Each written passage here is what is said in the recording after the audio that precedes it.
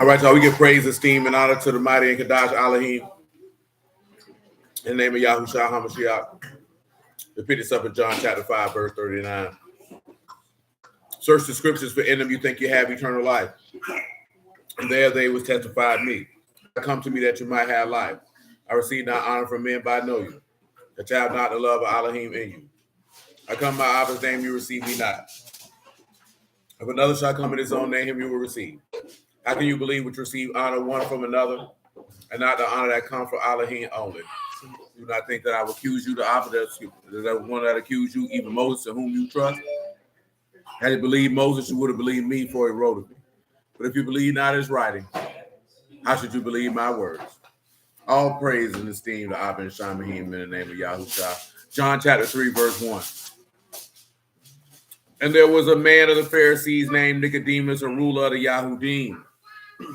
The same came to Yahushua by night and said unto him, Rabbi, we know that you are a teacher come from Alahym, for no man can do these miracles that you do except Alahym be with him. Yahushua answered and said unto him, Truly, truly, I say unto you, except a man be born again, he cannot see the Malkuth of Alahym. Nicodemus said unto him, How can a man be born when he is old? How can he enter the second time into his mother's womb and be born? Yahushua answered, Truly, truly, I say unto you, except a man be born of water and the Ruach, he cannot enter into the Malkuth of Alahym. That which is born of the flesh is flesh, that which is born of the Ruach is Ruach. Marvel not that I said unto you that you must be born again.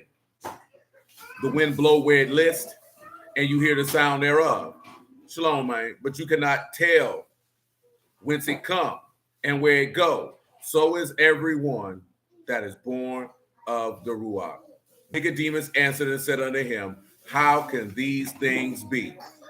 And Yahushua answered and said unto him, Are you a master of Yasharal, and you know not these things?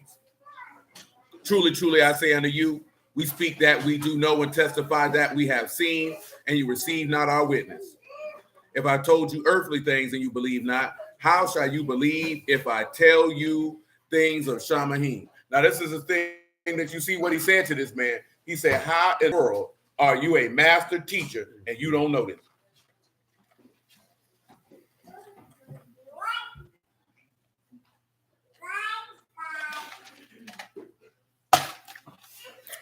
There's a lot of things people be talking and they don't be knowing. And that's unfortunate. Boot, where you at, Boot? Come here, Boot.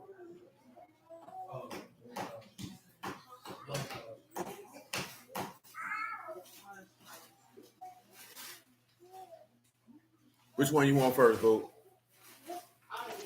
I'm about to tell you. I ain't said it yet. You need to relax. You need a glass of water? You want being born again, or you want the second death? Which one you want first? And there it is. She was ready. She ready to die. Call her baby.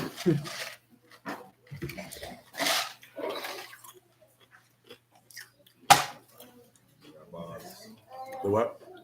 You got balls. God, that wasn't a rhyme. Let's go. I would expect that from a nigga who got both the buttons on his polo button up.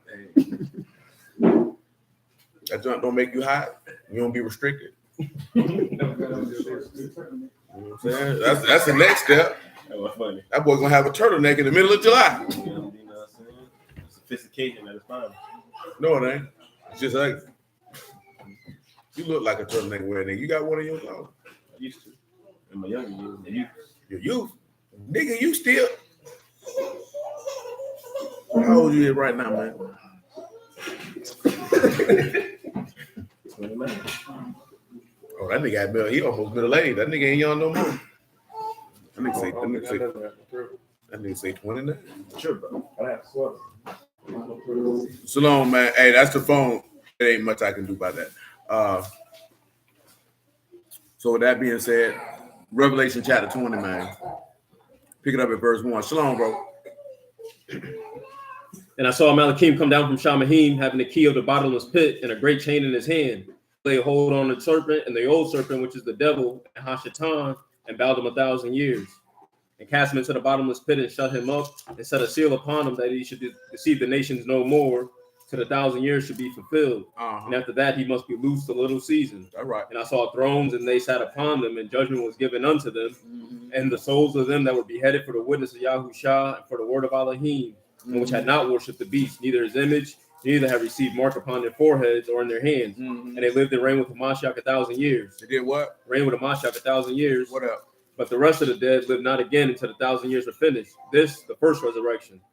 Baruch the Kadash, he that had part in the first resurrection, on such the second death have no power. That's good upon us, such whom the now the second death, this term is only used in the book of Revelation. So this ain't something that you're gonna be able to turn around and specifically find in the text. Let's say second death. You're gonna have some understanding to search that out. Revelation 2:8.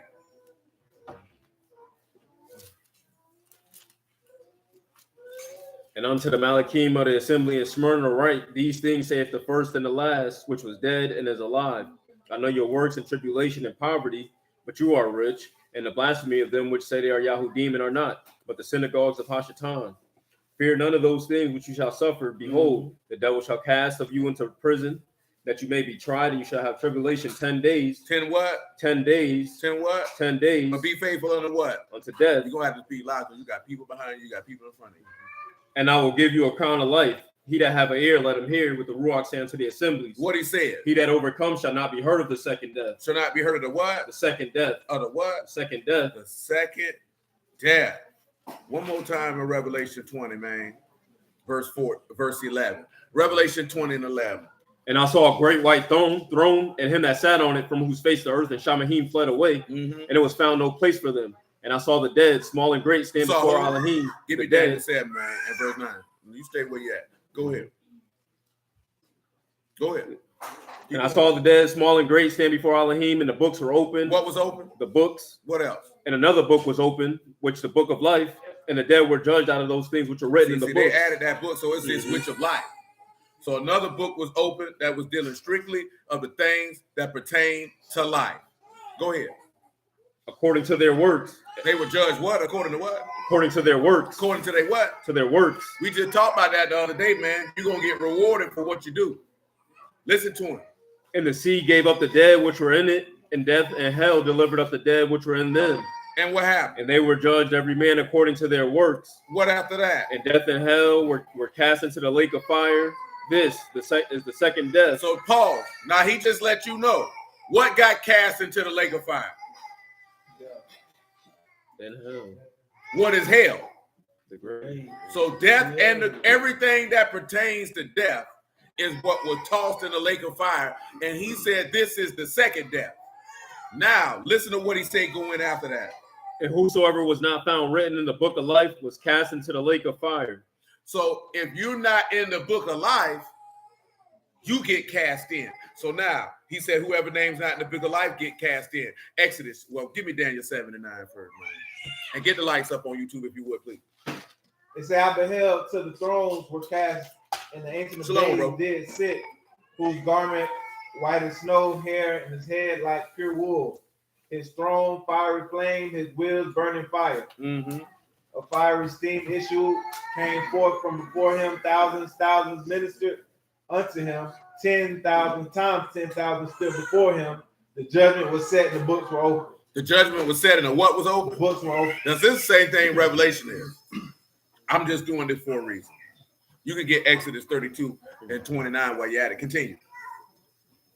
It says, and I beheld then, because of the voice of the great word which the horn spake, I beheld till the beast was slain. So the beast was what? Was slain. What happened to him? His body destroyed. And his body was what? Destroyed. Tell him what destroyed is. A body. That's to perish. Continue. And given to the burning flame. Tell him what burning flame is. Burning is Yakadah. That burning flame is each or flame. He gives up to a burning flame, which causes him to perish. Now, see, we're dealing with this because me and EJ talked about this the other day. Because brothers will tell you, like I told you last night, that, oh, ain't no lake of fire. You just gonna die, and that's the punishment. No, sir. No, sir. That's not what's gonna happen. Now, we established something last night. We read it, but we're gonna read it again. But get me Exodus 32 and 29 and let it go. You can get me Genesis 3 and 17 one more time. Come on with it. For Moses has said, consecrate yourselves today to Yahuwah, even every man upon his son and upon his brother, that he may bestow upon you blessing this day. And it came to pass on the morrow that Moses said unto the people, you have sinned a great sin. Give me 39. Ain't no 39. Well, we gotta get to it. How far it in, man? They go down to 35. Yeah, give me 30. Shalom, brother. Correct. Yeah, I've been hearing it for years, Quran, but we're going to deal with it today. And it came to pass on the morrow that Moses said unto the people, you have sinned a great sin. That's it. And now I'll go up unto Yahuwah. Peradventure, I shall make an atonement for your sin. He'll make a what? An atonement for your sin. He'll make a what? An atonement.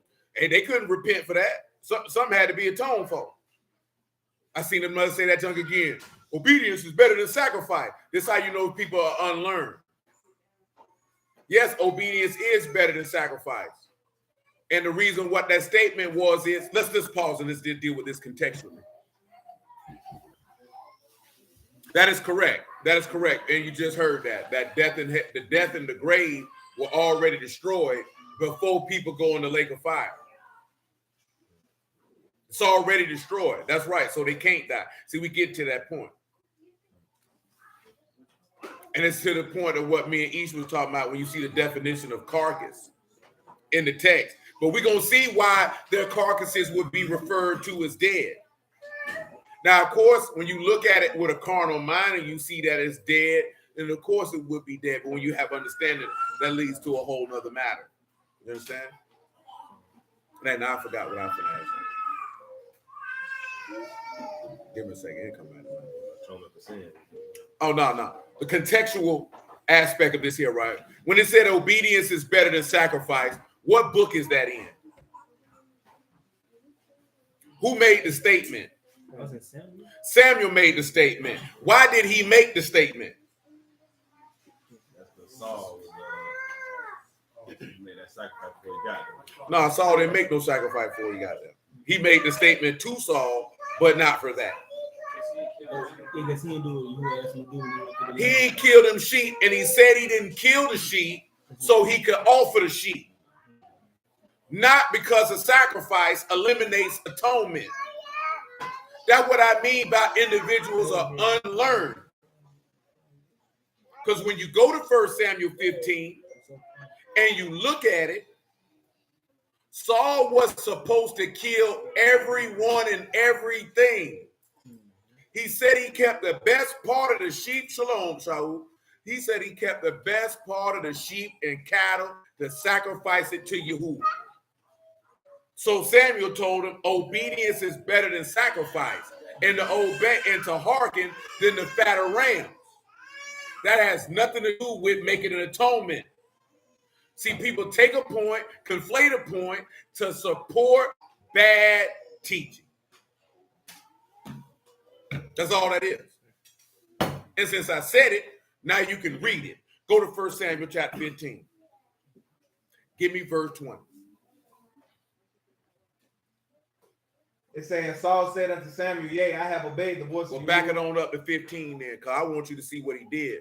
It's saying, Saul said, they have brought them from the Amalekites, for the people spread the best of the sheep and the oxen to sacrifice to Yahuwah. Read it again. Alahym. Saul said, they have brought them from the Amalekites. Well, give it 12, because Samuel going to say, what's this bleating I hear? And Sam rose early to meet Saul in the morning, and it was told to Samuel, saying, Saul have come to Carmel, and behold, he set him up a place, and is gone about and passed on and gone down to Gilgal. And Samuel came to Saul, and Saul said to him, Baruch be Yahuwah, I have performed the commandment of Yahuwah. And Samuel said, I've done what? I have performed the commandment. Now, we didn't Yahuwah. read it. The commandment of Yahuwah was to destroy the Amalekites. For what reason? For what they did when you came out of Egypt. And he said, kill everybody. And guess what else he didn't do? He didn't kill the king. He left Agag alive. Samuel had to kill him. Go ahead. And Samuel said, what then is this bleating of the sheep in my ear? And the lowing of the oxen which I hear. And Saul said, they have brought them from the Amalekites, for the people spared the best of the sheep and the oxen and sacrificed it to Yahuwah. The people did what?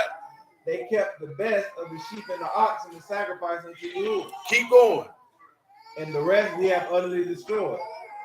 And Samuel said unto Saul, stay, and I will tell you what Yahuwah have said to me this night. Go ahead. And he said unto him, say on.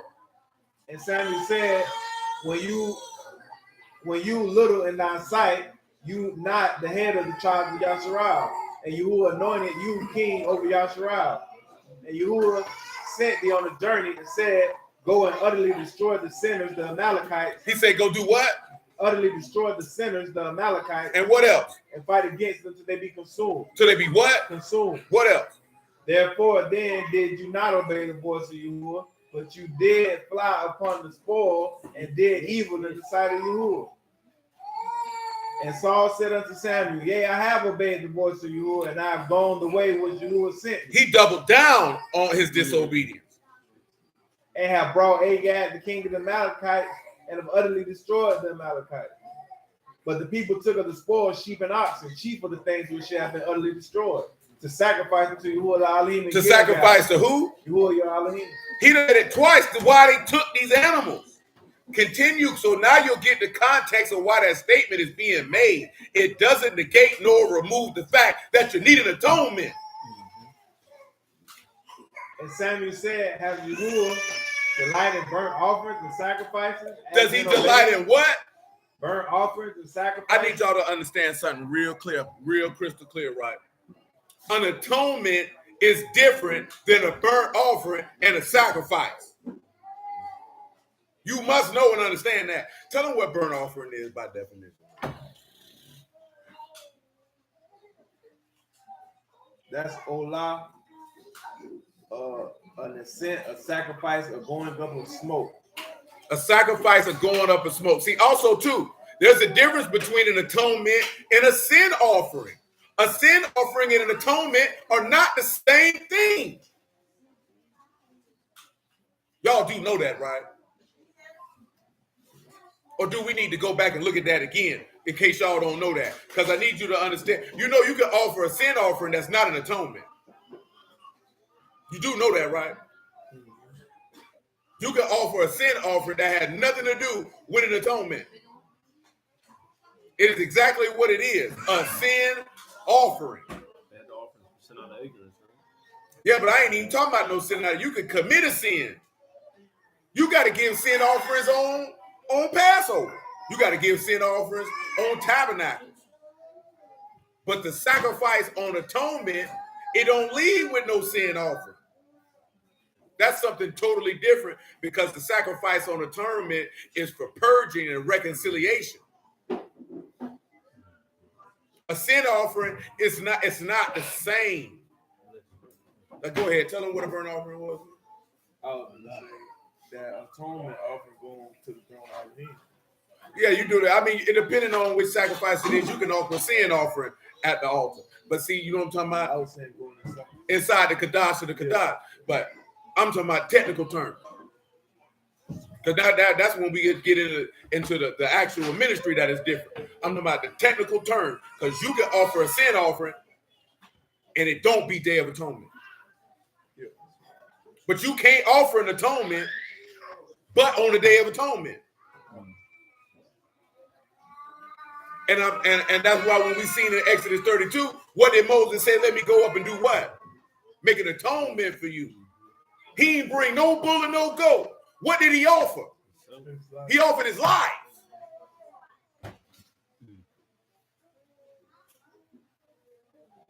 Moses had enough sense to know to spare man's life. A man's life got to be spared. That's the only way man can be atoned for. The only way to atone from death is a man got to die. A bull can't substitute for a man.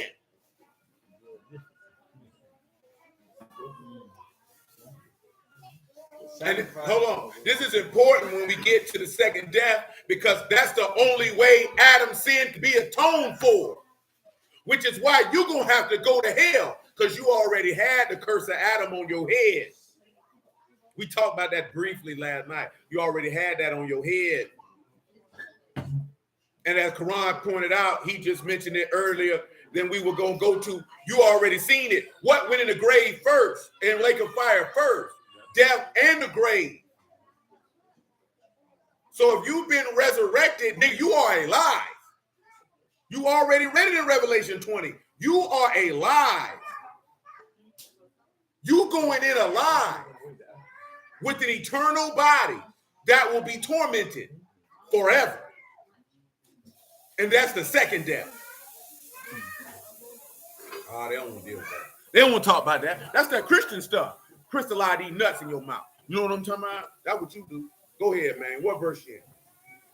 I did burnt offering. That was smoke going up, and then sacrifice. Paul, so that's a smoke going up. So if it's a burnt offering, that's a smoke going up. What that's supposed to give off? A sweet smelling savor. So a burnt offering has nothing to do with sin.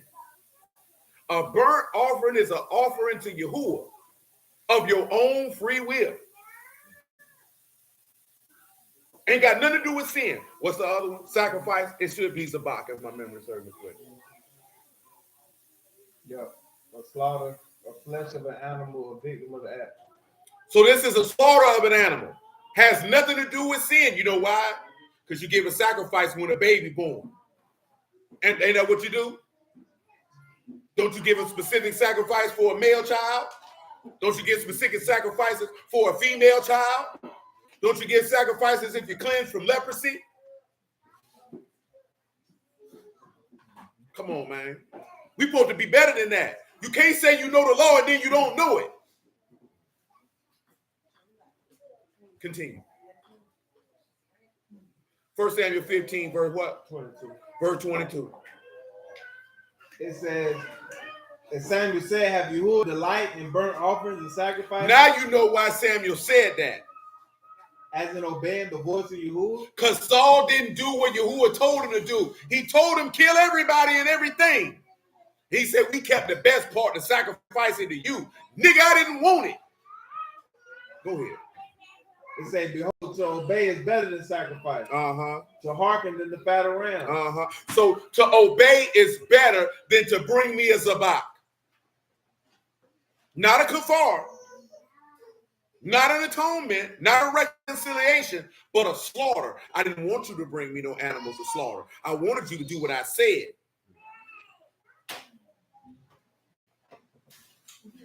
Indeed. Or not even the fact, right? We have to look at it in this context too, Quran. He didn't bring the sacrifices to say, I'm sorry.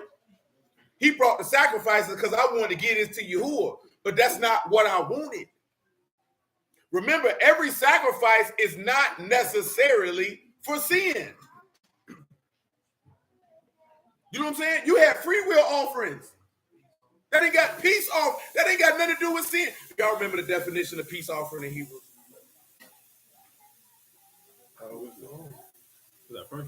It's a friendship offering. A friendship offering. Where you at in You done with Exodus 32? No, we ain't done the Exodus 32. Read it again. And it came to pass on the morrow that Moses said unto the verse 30. Exodus 32 and 30. Stop taking them books off that shelf and put it back. Nael, put it back. And it came to pass on the morrow that Moses said unto the people, you have sinned a great sin, and now go up unto Yahuwah, peradventure I should make an atonement for your sin. Mm-hmm. And Moses returned unto Yahuwah and said, oh, these people have sinned a great sin and have made them gods of gold. Yet now, if you will, forgive their sin, and if not, blot me, I pray you, out of your book, which you have written. And Yahuwah said unto Moses, whosoever hath sinned against me, him will I blot out of my book. Him will I what? Blot out of my book. So you notice everybody who get blotted out of his book get death. Now, here's the next thing. I need you to get me Exodus 30. I need you to get me Exodus 30, man. You can start at verse 1. And then I need you to get me Leviticus chapter 4. You can pick it up at verse 1. Exodus chapter 30 and verse 1. And you shall make an altar to burn incense upon. Shittim wood shall you make it Pause. of. You know what I seen the dude say today, man? This what I be meaning on people don't be knowing what they be talking about, man. I heard a man say cutting on the stove, he believed it was strange fire. Now, the reason why I mention that is no disrespect to the gentleman because I don't know him. Do y'all know what strange fire is in this book? That's offering to different God. That is not the correct answer. The strange fire was what Moses' sons did. That was Aaron's sons did. That's offering the wrong incense on the altar.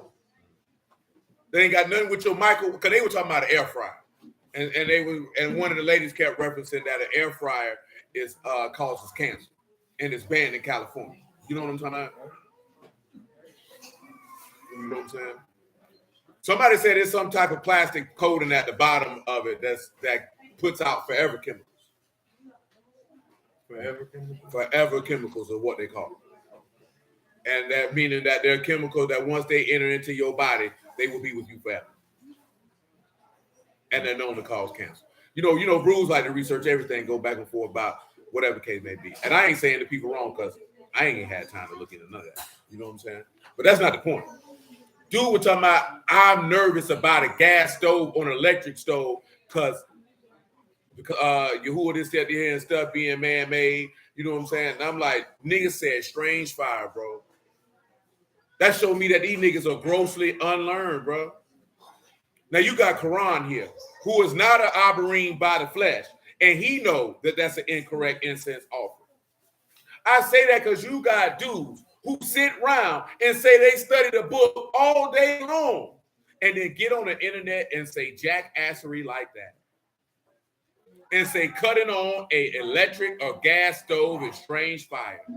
Nigga, all that is electrical current that is conducting to a piece of metal, causing it to heat. And then if you're dealing with gas, you literally just took something that causes a flame. This is how you know niggas, did these niggas not know that there was gas back then? They just wasn't using it like that? These niggas not know that if you produce gas improperly, not only will it cause a flame, it will cause a mass explosion. Well, if you got a gas stove, come on, man. That's gonna happen in Washington Heights, and they tore that building down. That gas line hit that junk, blew, burnt the whole building. I know I lost $2,000 because of it. Because we couldn't work in there. They say, we ain't fixing this here. Just tear this junk down.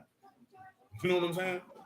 People say stuff, man, trying to seem like they so God. And this is what I mean when I say niggas be talking about that law, man, and these niggas evil as hell. You ain't keeping no law. Because if you was around here feeling like, boy, that's strange fire, sit your ignorant behind down. You dumb bastard. It's only one group of people could have offered strange fire, and that would have been a Levite. You ain't got nowhere to offer no strange fire. Now you were going to sit down and teach a man talking about a stove strange fire. Now what if he done searched the text and seen that story with Moses and Aaron's son? With Aaron's son. Matter of fact, get it from, I think it's Leviticus chapter 10. Yeah, I don't drink whiskey, but I smell it. It's delightful. It said, and Nadab and Abihu, the sons of Aaron, took the censer and put fire therein and put incense therein and offered strange fire before Yahuwah. Tell them what strange fire is, man. You see, they took the what? The censer, took some fire and some incense, and that's it. Who offering? You ain't offering nothing to Yahuwah when you cut your stove on. If you was on your stove making beanies and weenies, you was offering that to Yahuwah. That's what they talking about. That's what they said. It's the phone, man. I can't do nothing about it, man.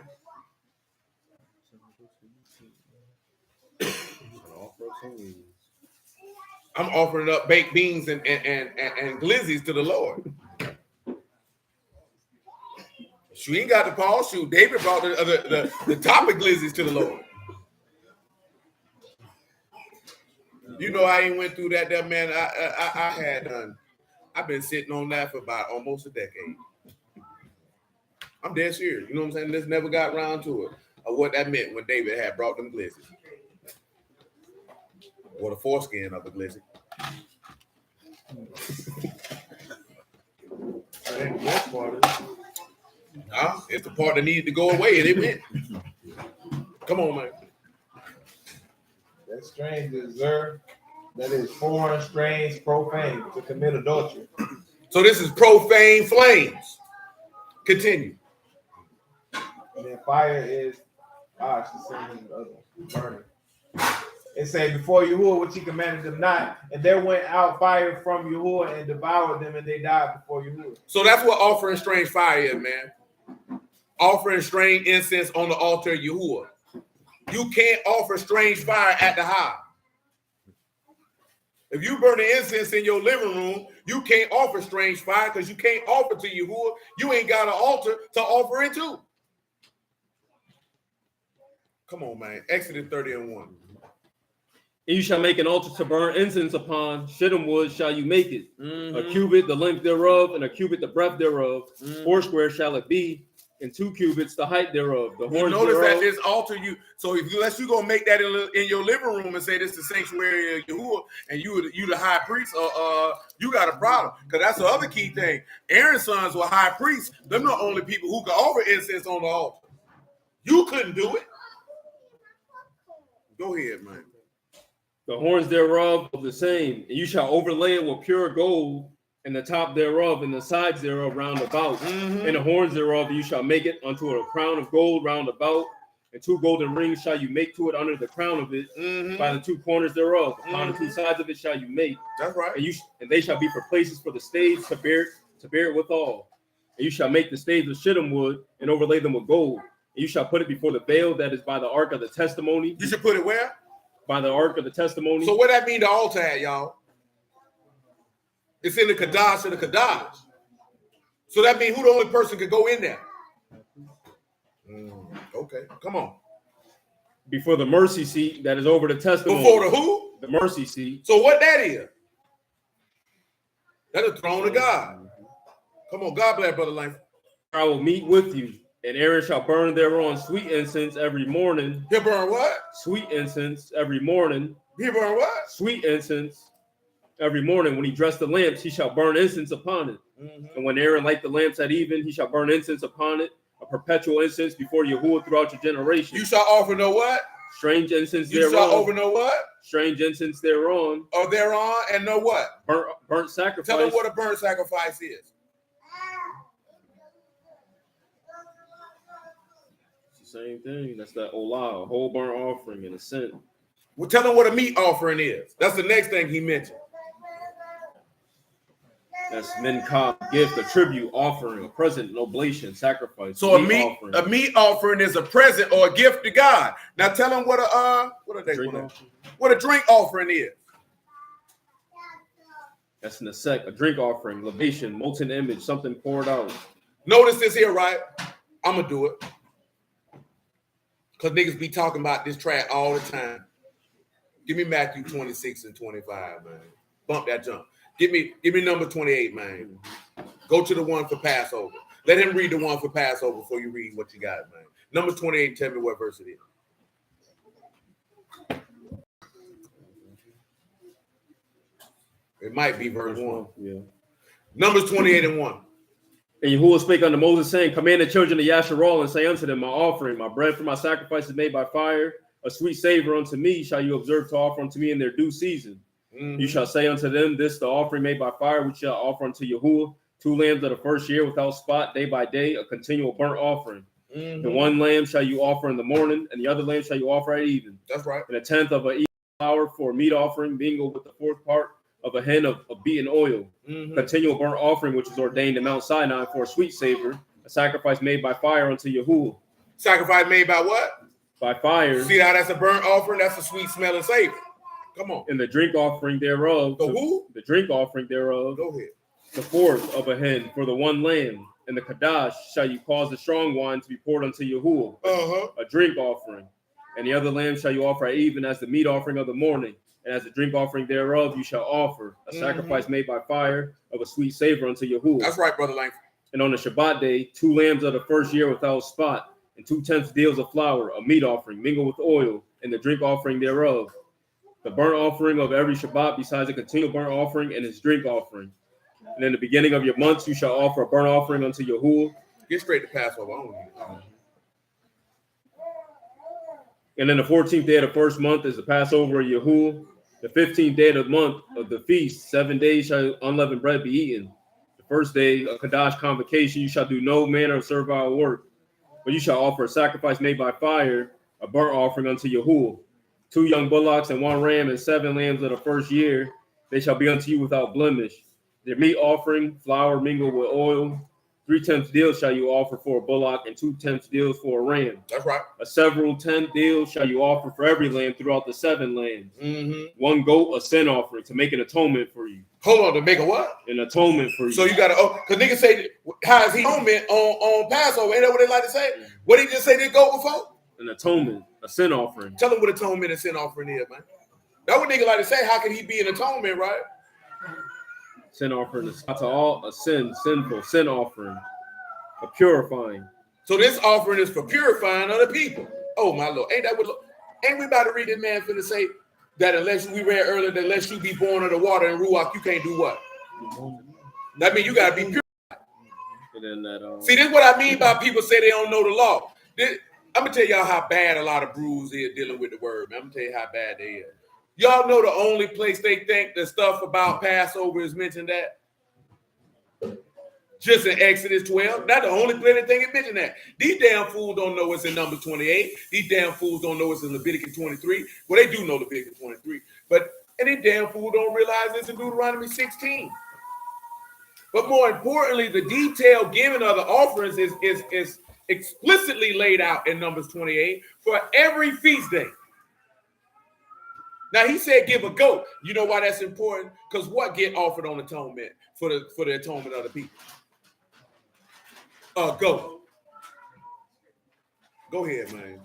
And then the other one is kafar, to cover, to purge, make an atonement. To cover, to purge.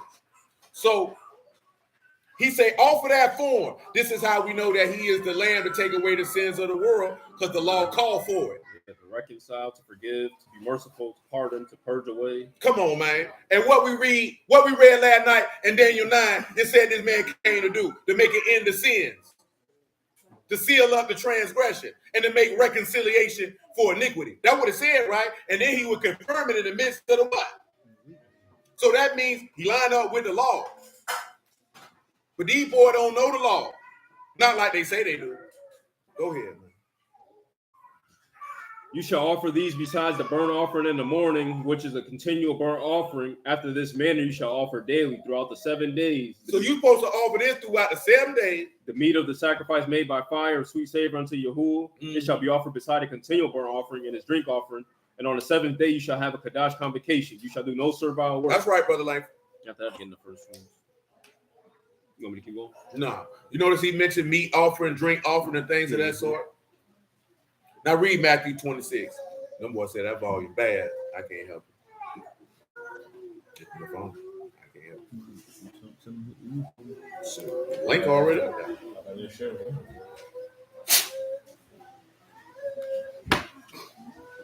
He's the only one left on there. There don't be that many people on here anyway. Come on. What you want? Matthew 26 and 25. It said, then Yehuda, who betrayed him, answered and said, Master, is it I? And he said unto him, you have said. Listen.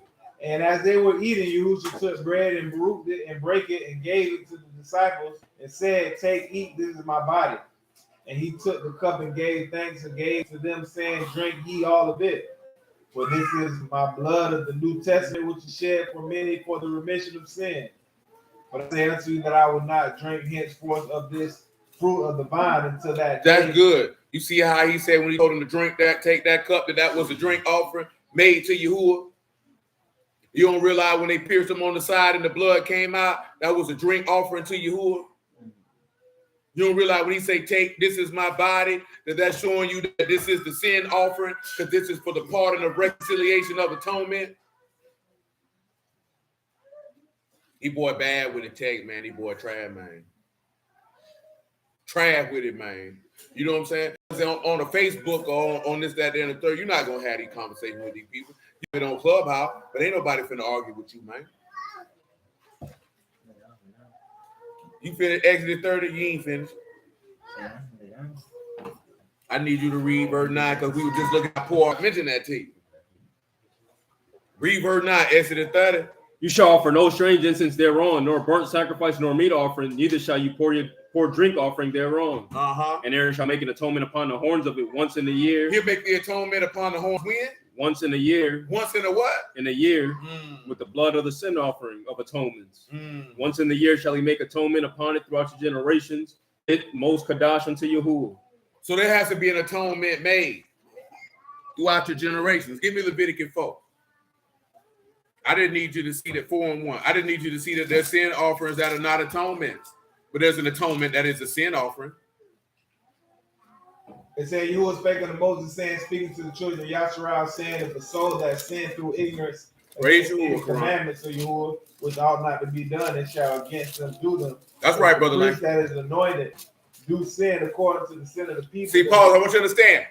Leviticus 4 is dealing with sin offerings explicitly and specifically. Go ahead. And then let him bring for his sin which he have sinned, a young bullock without blemish unto Yahuwah for a sin offering.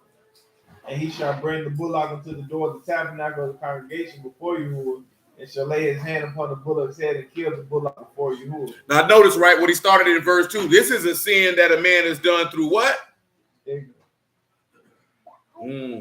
Which the things that ought not to be done, there's a sin offering for him. But what did Hebrews 10 tell us about if you sin willfully? Ain't no what? Ain't no sin offering for you. You can't come and bring that to him because you know what ought to be done. And you chose not to do it. Continue. It said, and the priest that is anointed shall take the bullock's blood and bring it to the tabernacle of the congregation. And the priest shall dip his fingers in the blood and sprinkle the blood 7 times before Yahuwah, before the veil of the sanctuary. And the priest shall put of the blood upon the horns of the altar of sweet incense before Yahuwah, which is in the tabernacle of the congregation, and shall pour all the blood of the bullock at the bottom of the altar of the burnt offering, which the door of the tabernacle of the congregation. That's good. Now, Brother Langford just mentioned something which we done talked about really plenty of times. It said, like David with Uriah's wife, his child had to die. You know what I'm saying? Like somebody still had to die. But we know that's not him clearing the guilty, if you would. You understand? Because there is no sacrifice for sin. And since there's no sacrifice for willful sin, that means that there's no mercy in the law, which means the mercy is to Yahuwah, which is why you do what we were talking about in what's in that Luke, when he say that man wouldn't so much lift up his eyes to Shamahim and smote upon his breast and say, Alahym, be merciful to me, a sinner. You know what I'm talking about? That when you go be able to go to the mercy seat for help in the time of need, because now you're going to humble yourself and ask this man for the compassion and pity that he don't have to give you. See, dudes want to act like the mercy is in the law, so therefore they can be justified in what it is that they're doing. But the mercy has, is, and will always be with Yahuwah. And as he declared in his law, I show mercy to whom I show mercy. He give mercy to who he want to give mercy to, and can't nan soul under heaven open his mouth and speak against him. Can't do it. And indeed, when he declared his name, he said, Yahuwah Alahym. And what's the first 2 things he said he was? Merciful and gracious. So that means the mercy with Alahym. The mercy ain't with the law. That's why it's better to fall into the hands of the living Alahym than to fall in the hands of man. Because man won't have mercy, but Yahuwah may. How do you know that? You killed this man's son, and yet he gonna have mercy on you if you repent. If somebody killed your son, you gonna want him dead, or you gonna want him to go to jail. You ain't gonna want to have no mercy, no compassion, no pity on him whatsoever. And I'm not saying that natural thought and inclination in your mind is wrong. Because you would that at that point, I would be being disingenuous by stating that you are not a natural human being that will want to have a desire for vengeance. How do we know that? Because your own law say, lest the slayer of blood come looking for you. So Yahuwah know if somebody take the life of your family members, you gonna want their blood. He know that. Drop on down, man, to verse 13 for me if you would.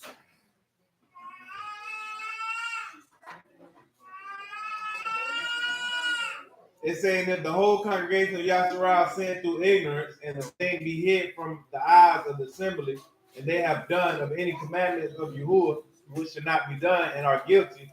When the sin which they have sinned against is known, then the congregation shall offer a young bullock for the sin and bring him before the tabernacle of the congregation. And the elders of the congregation shall lay their hands upon the head of the bullock before Yahuwah, and the bullock shall be killed before Yahuwah. And the priest that is anointed shall bring the bullock's blood to the tabernacle of the congregation. Give me verse 27. Now again, instead of just talking about ignorance, that's what people don't realize. The sin offering was only supposed to be when you did something you didn't know. The sin offering that you see for Passover, because that's what the brother kept talking about, that the Passover sacrifice wasn't an atonement sacrifice. That's what I mean by people don't know the law, because he was explicitly stuck on Exodus 12. But what you just read in number 28, what was in there? What was in that number 28, Sylvia? You read it. Not just a sin offering, but an atonement sin offering. Now I'm going to do something right. I'm going to scan through the rest of these Sabbath, all these feast days, right? We don't want that daily burnt offering. We ain't going to talk about that one there. We just did this one here. But look at trumpets. Let's see if it's a sin offering for trumpets. You know what? There's a sin offering to make atonement for you on trumpets. Guess what on atonement? That goes without saying. We ain't going to talk about that. So then when you turn around and you look at, let's look at tabernacles. And guess what? You got to give your continual burnt offerings, your drink offerings, your meat offerings. And it's got to be a lamb, first year without blemish, 14 to be specific. That's what you do on the third day of that feast. Matter of fact, on that feast, he gives detailed days on what you sacrifice. You need to offer you a burnt offering, sacrifice made by fire for a sweet savor on the first day. You need a meat offering, burnt and drink offerings, but I don't see no sin offering here. There ain't no sin offering on tabernacles. Ain't that something? Well, there we go. Right there in verse 25. 1 kid of goats, a sin offering, besides the continual burnt offering. And that was just on the 4th day. Now on the 6th day, you offer a goat for a sin offering, a meat offering, and a drink offering. And on the 7th day, you do it again. But see, that's for tabernacles. I'm pointing this out so you can know this. Because that's what I heard. That's what a lot of brothers' argument is, that Yahusha can't be a sin offering because it wasn't no sin offering. Because you know what a lot of brood problem is, man. And I've already said it, so you already know the answer. They think everything that got to do with Passover pertains to the first Passover. You know, I seen the man say every Passover was supposed to be an intimate gathering with everybody at their house. Nigga, that was the first one. Who was the king that had them do a Passover and he prayed that Yahuwah had mercy on the people to be sanctified because they had been sanctified according to the law? You know who did that? That was Hezekiah who did that. They hadn't kept Passover in a long time. Did they keep all that at the house? No, they didn't. So that's what and I don't mean to be disrespectful, but I mean to be disrespectful. This is what I mean when I say a lot of brothers who teach the word are unlearned. You know what I'm saying? Because you making assessments and statements thinking that you proving people wrong or condemning them for what they're doing, but you really condemning yourself because you don't know the law, which means you don't know what you're talking about. For a man to open his mouth and say the Passover is not a sin sacrifice, this man is unlearned. And if he unlearned, guess what that means, gentlemen?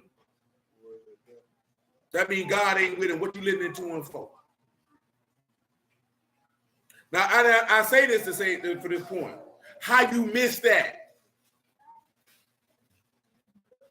Now, you can go way, way back in the archives. It might be on the channel with my name on it. Well, we went all the way through Numbers 28 to show you that Yahusha's sacrifice was in Numbers 28. We did that almost 10 years ago.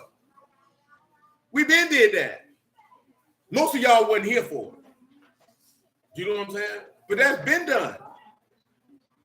There's a record of us discussing that. I ain't gonna go that far and say they reprobate, Brother Langford. I'm gonna just say that they unlearned men. They don't know what they talking about. A lot of people ain't skilled in the text. A lot of people ain't like Ezra, man. What was Ezra, little Johnny? With haste. Ready scribe. A lot of them ain't no ready scribe, man. They ain't skilled. They ain't skilled. So they can't talk. They don't know what they're talking about. And then an individual like me, we just sit here and don't say nothing. Nigga, that's bad dope. The reason why I say that is this here, right? Nisha, if somebody came and told you, I'm being serious. I ain't even being funny. I'm ever so serious right now. You just happen to be in my line of sight. So just imagine if somebody came and said to you, why you keep eating that Passover bread and drinking that wine? He can't be no sin offering for you. The first Passover wasn't no sin offering. If you ain't know the law, could you say that possibly could overthrow your faith? No, I mean this is specific to you. There is no right or wrong answer. That would be overthrowing your faith. That's what that means when he say overthrowing your faith in the text. Or like when they came, well, you're casting doubt. That's what that means. Because like when they were coming at people, when Paul wrote about, they were telling people the resurrection had already passed, and he used that term to overthrow the faith of some, which is meaning to cause you to doubt. Not necessarily that you're going to throw the whole book away, but now you doubt. Was he a sin offering? You know what I'm saying? And that's why that we have to have that type of discussion to discuss that. Not that I say that can happen to any of y'all, but who knows? Right day, right circumstances, it could cause you to question certain things when you don't actually know what the word says. See, the caveat is when you don't actually know what the word says. So imagine if every time Passover came around, or through the whole year when we talked about Passover, all we talked about was Exodus 12. You know what I'm talking about? That means you don't know nothing. Your whole framework of Passover is just going to be Exodus 12. But when you go through the law comprehensively and specifically, then you can see how everything relates to everything, and you never are unlearned. Do you know what the statement that John wrote in John chapter 7 as it pertains to the law? Do y'all remember what he said? Those that don't know the law are cursed. A lot of brothers don't know the law. They don't know it. It's important. Where I got you at, good sir?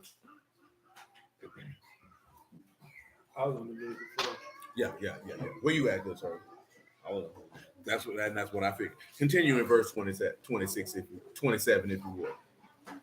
It says, and if any of the common people sin through ignorance, while he doeth any commandments of Yahuwah which ought not to be done, be guilty. Mm-hmm. Or if sin which he has sinned come to the knowledge, then the goats of female without blemish for his sin which he has sinned. And he shall lay his hand upon the head of the sin offering and slay the sin offering in the place of the burnt. Now that's good, right? That's for ignorance. Now come to chapter 5, sir, and pick it up in verse 1, and let's take it to another level. It says, if a soul sin and hear the voice of swearing, and a witness whether he have seen or known, if he do not utter, then he shall bear his iniquity. So listen, if you tell him what swearing is. Allah, they say imprecation or curse, excarceration or oath or swearing. If you heard somebody curse or make an oath and you seen it or you know it and you ain't say nothing about it, you got to carry that sin. Go ahead. It says, or if a soul touch any unclean thing, whether a carcass of an unclean beast or a carcass of an unclean cattle or a carcass of an unclean creeping things, and it be from him, he shall also be unclean and guilty. Go ahead. Or if he touch the uncleanness of a man, whatsoever uncleanness that be, the man shall be defiled withal, and it shall be hid from him. When he knoweth, then he shall be guilty. Listen to the next one. If a soul do what? Swear pronouncing with lips to do evil. Or to do what? Do whatsoever that a man. You skip one. To do evil or to do what? Do evil or to do good. I'm sorry. Go ahead. Whatsoever that a man shall pronounce with an oath, and it be hid from him, when he knoweth, then he shall be guilty in the one of these. Notice why you think the Lord told you don't swear before heaven, don't swear on earth. Let your yea be yea and your nay be nay. See, he was telling you that because that's what the law say. Law say open your mouth and swear to do good or do evil. You sure better bring it to pass, because if not, boy, that's sin on your back. That's sin on your back. Ain't that what it just said? That's sin on your back. Go ahead.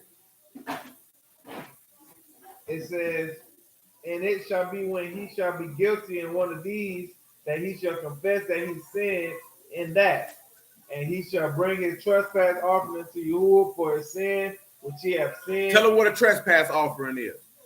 That is a sham, a fault, a sin offering, guiltiness, trespass. A sin offering. So sin offering has always been brought. But see, there's a difference, right?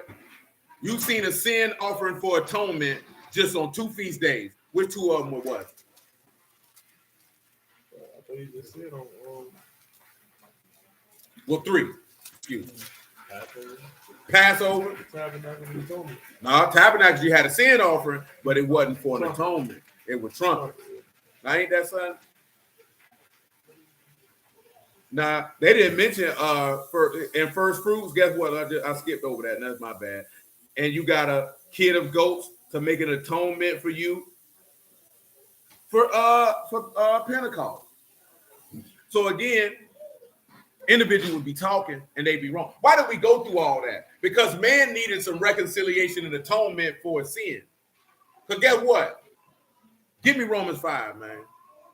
Give me Romans 5 and 14. Huh? You like a cucumber, huh? Trying to keep your skin together?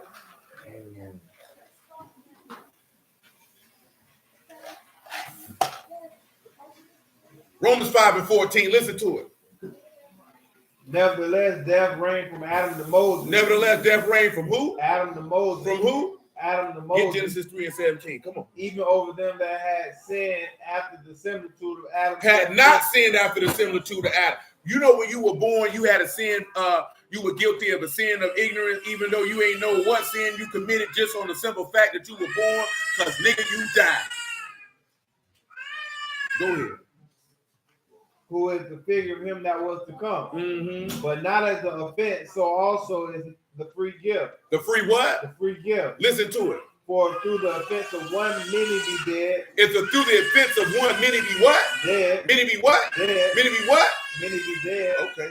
Much more the grace of Alahym and the gift of grace by one man, Yahushua Mashiach, has bounded unto many. Bounded unto many. And not as by one that sinned, the gifts for the judgment by one to condemnation. The judgment by one to what? Condemnation. But the free gift of many offenses unto justification. So many get righteousness out of this. Go ahead. For if by one man's offense death reigned by one. So by one man's offense death reigned by one. Go ahead. Much more they that receive abundance of grace and of the gift of righteousness shall reign in life by one. That's right. Mashiach. That's right. Therefore, as by the offense of one, upon all men to condemnation, even so the righteousness of one upon all the men of justification of life. That's right. It says, for as by one man's disobedience many were made sinners, so by the disobedience of one, but by the obedience of one shall many be made righteous. Now let's look at this Genesis 3 and 17. Let's look at that curse. Give me 1 Corinthians 15 and 22. Genesis 3 and 17. And unto Adam he said, because you have hearkened unto the voice of your wife, and have eaten of the tree of which I commanded you, saying, you shall not eat of it. Curse the ground for your sake, and sorrow shall you eat of it all the days of your life. He said, curse the ground for what? For your sake. Curse the ground for what? Your sake. Paul, where you at? Give me Genesis chapter 5, man. Give me verse 24. He said the ground was what? Curse for your sake. The ground was what? Curse for your sake. Tell him what curse did.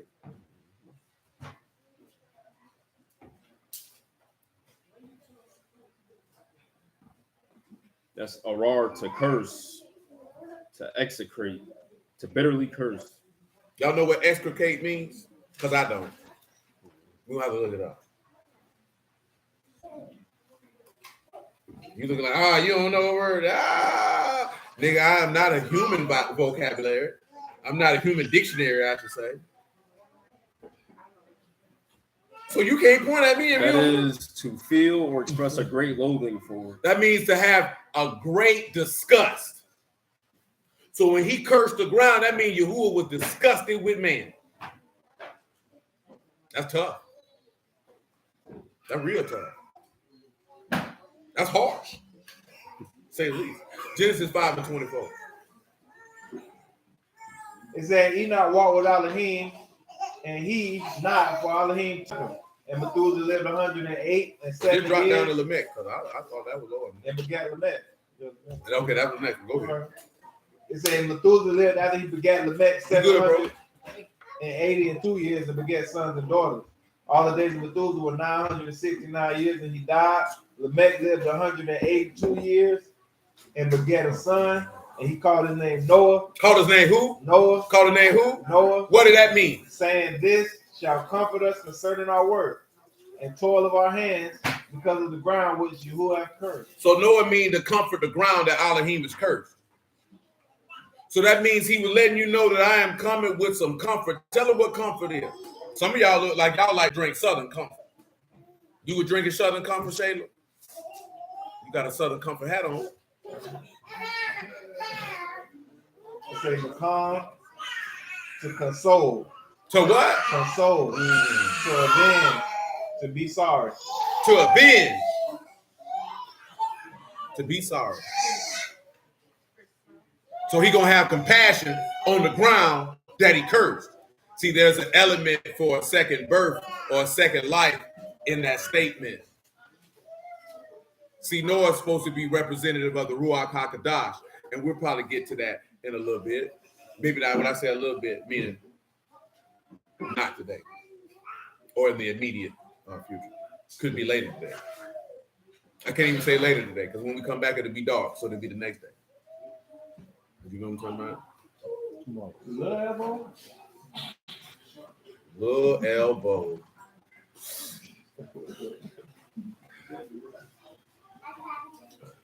Hey. That's good. Where you at, Sid? Genesis 3:17. Finish the chapter. Finish the verse.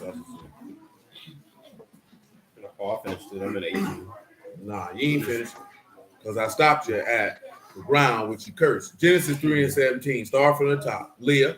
And unto Adam he said, because you have hearkened unto the voice of your wife, and have eaten of the tree of which I commanded you, saying, you shall not eat of it. Curse the ground for your sake, and sorrow shall you eat of it all the days of your life.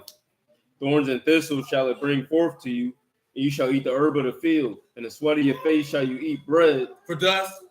For you shall till you return to the ground, for out of it was you taken. For dust you are, and dust shall you return. So that's the curse. But that's not the second death. Because he just told him he died right here, right? What got cast in the lake of fire first when the books was open? Death and hell.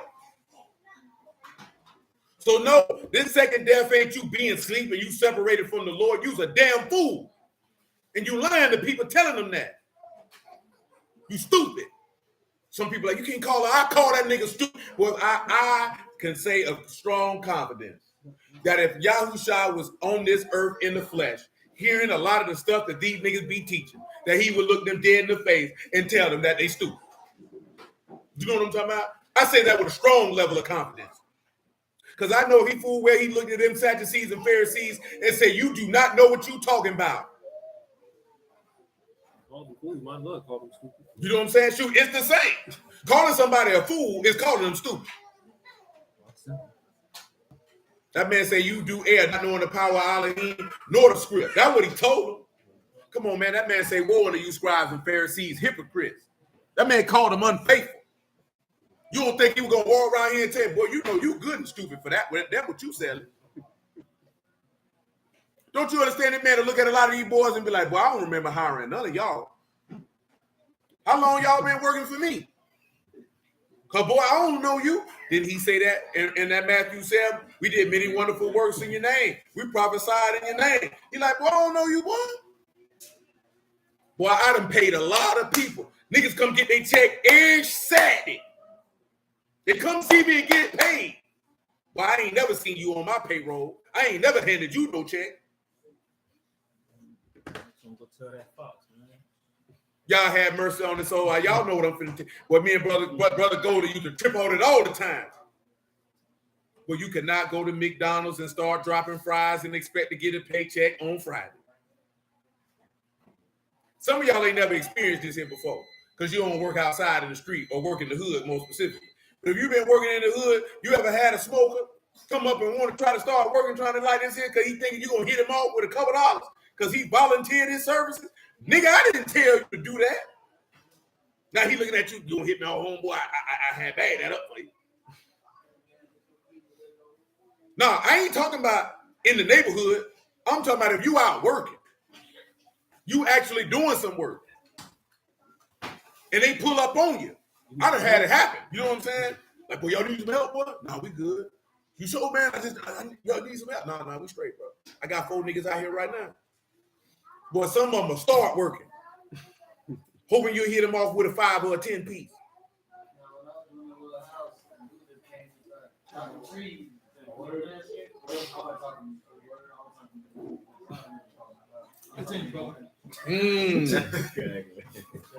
Oh, that's right. Y'all got y'all little own thing going on. Playing at each other.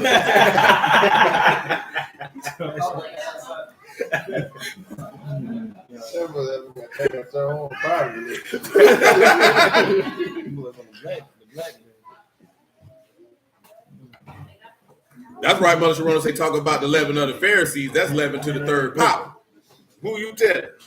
And I don't say that to be rude, boy, but you got to realize that, man. Let me tell y'all something, man. That nigga daddy don't even listen to Wu-Tang. He got that boy up that shirt on. You from New York? Why you Sue. That nigga don't listen to no Wu-Tang. I really like to say, if Lil Johnny listen to Wu-Tang, that nigga will only listen to Inspector Deck. That nigga don't listen to no Wu-Tang. You listen to Wu-Tang? I don't listen too much of nothing. Not 37 years. You know what I'm saying? I mean, I did have the album when it came out in 93. On tape, nigga. Shoot, I stole that whole too. 20th century, years ago. That nigga say the 20. It was. Shoot. It was 30 years ago to be exact. You know what I'm talking about? I guess that's probably why they touring. They don't go on tour. Wu-Tang, 30 years. Nobody want to see them niggas, man. It's over with. But nobody want to hear that stuff from you, boy. You don't even want nothing.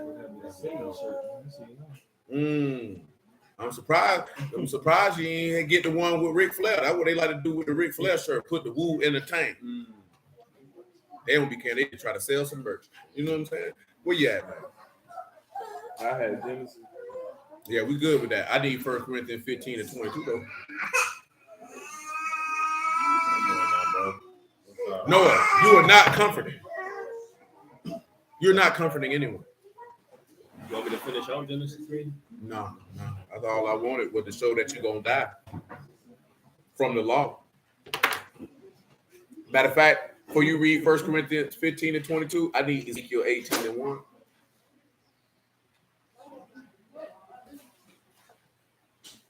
The word of Yahuwah came unto me again, saying, what mean you that you use this proverb concerning the land of Yasharal, saying the fathers have eaten sour grapes and the children's teeth are set on edge? I live, saith Yahuwah Alahym, you shall not have any more to use this proverb in Yasharal. Behold, all souls are mine. All souls are what? Are mine. All souls are what? Mine. What else? As the soul of the Father, so also the soul of the Son is mine. And the soul that sinned? It shall die. The soul that sinned? It shall die. Tell them what die is. It should be moved. If you sin, guess what you got to do? It is moved. You got to die. Because that's what the law said.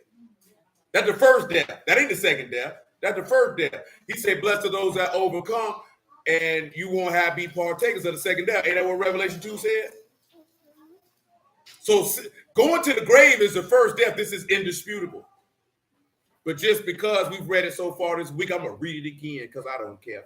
Ecclesiastes 9 and 4.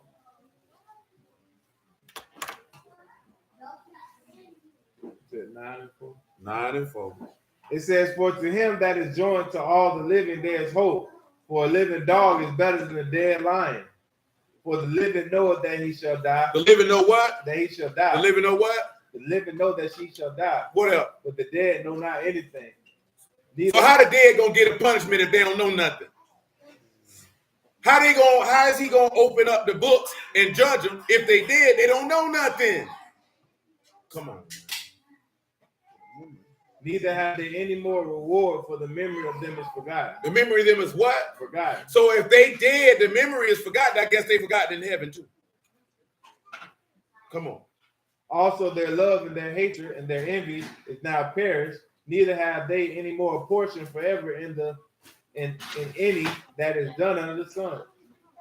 Go thy way, eat thy bread. That's good. Sunday came to my mind. I never forgot I did that fast. Hold on, give me a second. Shoot, you can. Nah, we just read it clear. I don't want to read it clear. That's too 12 7.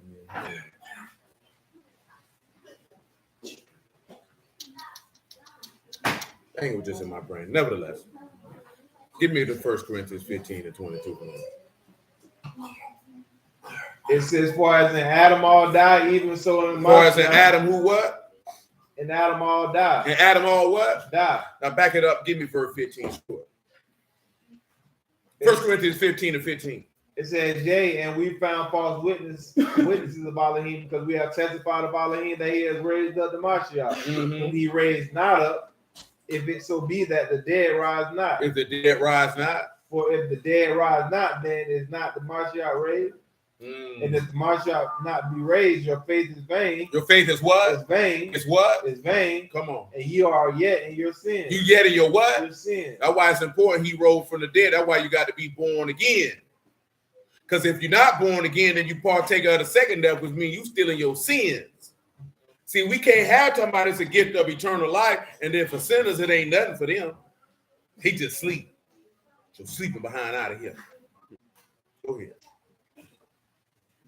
It says, then they also which are fallen asleep in the Mashiach are perished. If in this life only we have hope in the Mashiach, we are of all men most miserable. But now as the Mashiach risen from the dead, became the first fruits of all them that slept. For since by man death, by man also the resurrection of the dead. For as in Adam all die. As in Adam all what? All die. So that means everybody die in Adam. Even so in the Mashiach shall all be made alive. If so, that means in the Mashiach, everybody gonna be made alive. So guess what? That's what it was that came to my mind. Give me Daniel 12 and 3.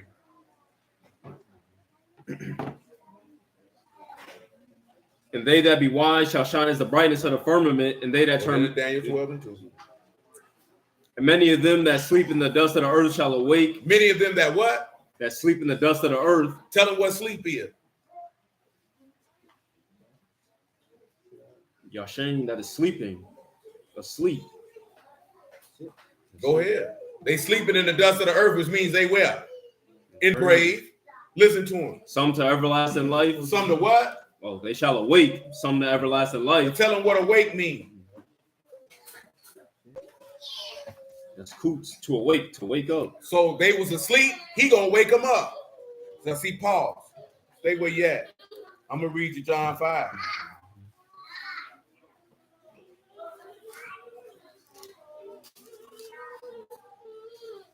Hey man, hush that junk up. Anybody want to hear that crap?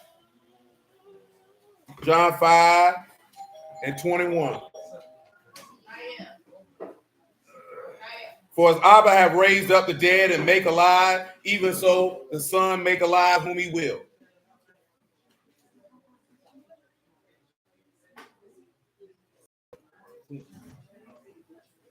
For Abba have judged no man, but have committed all judgment unto the Son, that all should honor the Son, even as they honor Abba. He that honor not the Son, honor not Abba, which have sent him. Truly, truly, I say unto you, he that hear my word and believe on him that sent me have everlasting life, and shall not come into the condemnation, but is passed from death unto life. Truly, truly, I say unto you, the hour is coming, and now is, when the dead shall hear the son of Alahym, and they that hear shall live. Be quiet. For as Abba hath life in himself, so have he given to the Son to have life in himself, and have given him authority to execute judgment, because he is the son of Adam. Marvel not at this, for the hour is coming in which all that are in the grave shall hear his voice, and they shall come forth, they that have done good unto the resurrection of life, and they that have done evil unto the resurrection of damnation. And Daniel is about to tell you that. Read it. And many of them that sleep in the dust of the earth shall awake, Some to everlasting life. Tell them what everlasting life is. It should be Olam Kai.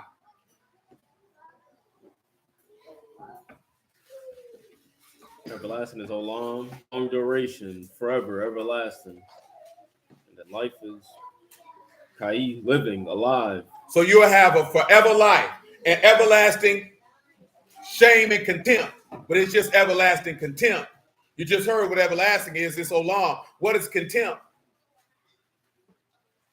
There are own aversion, abhorrence, abhorring, contempt. A hatred. A continual hatred. But he said he's going to wake you up to this hatred. Now, I want you to go back to this John chapter 5. I want you to tell me what resurrection of damnation here in the Greek. Shame is reproach or scorn. Yeah, and he already told you, he that lightly esteemed me shall be, he that hate me shall be lightly esteemed. That's what he told you in Samuel, verse 2 to be specific. 1 Samuel 2, probably about verse 33. Come on with it. Tell me what resurrection of damnation is, man. Damnation as creases, a separating, sundering, a separation, a selection, a judgment. It is a separating judgment. A condemnation, damnation. Damnation. Y'all know what damnation is. Give them the English definition of damnation. Ain't that funny? Because, you know, black folks used to walk around and say, damn your time, you just cursed me. You should have said you wish the day that I was born was cursed. When you say damn your time, you're talking about the time of their birth. Damnation is, in Christian belief, a condemnation to eternal punishment in hell. Somebody going to hell. You going? Or the meaning of damnation is the act of damning, the state of being damned. Damn. Damn, damn, damn. Mm-hmm. That was Martin line one. Say it all the time. Damn, damn. You like to say, what you cursing? What you condemning? But see, you have a problem here. Because if there's somebody awaking, how can they be dead if he's telling you that he's going to awake everyone who's dead? He just gonna kill him again and put him back in the grave? What was the purpose of waking them up? Because Daniel said they getting up. And then what is it? The Lord said they getting up. Uh-oh.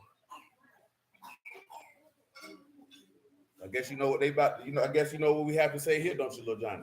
This joke right up your alley, because you know what? You need to go on Deaf Digital, man, and look at dad jokes, because that's your area of expertise. He good. Because you had dad jokes before you was a dad.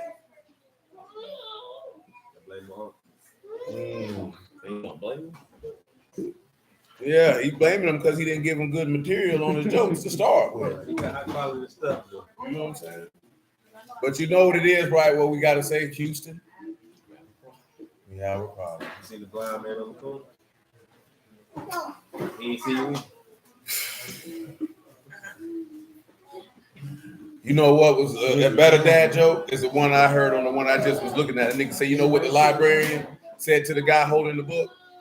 Take your penis out that book. That's just a little. No, I mean, the reason being is because they changed the format.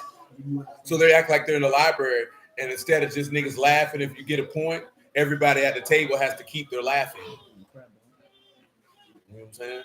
So the dude said it with a different level of inflection because they were trying to get somebody to laugh. And eventually he did. And the librarian was there. And she was tickled. He was looking at you like that dad joke, didn't he? With a French tickler. Yeah. A little too raunchy. This from a guy who tell butt jokes. He said it won't kid. Look at him. He don't unbutton the top of that polo. Now he relax. I know you were hot, nigga. Shoot, your throat was like this here, nigga. Bastard. Dastard. Come on, man. What we need to slide at?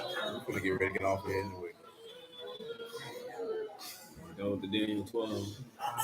Yeah, I'm thinking where I want to go at it in regards because we talking about the second death. You always balling your face up like somebody's scared of you, man.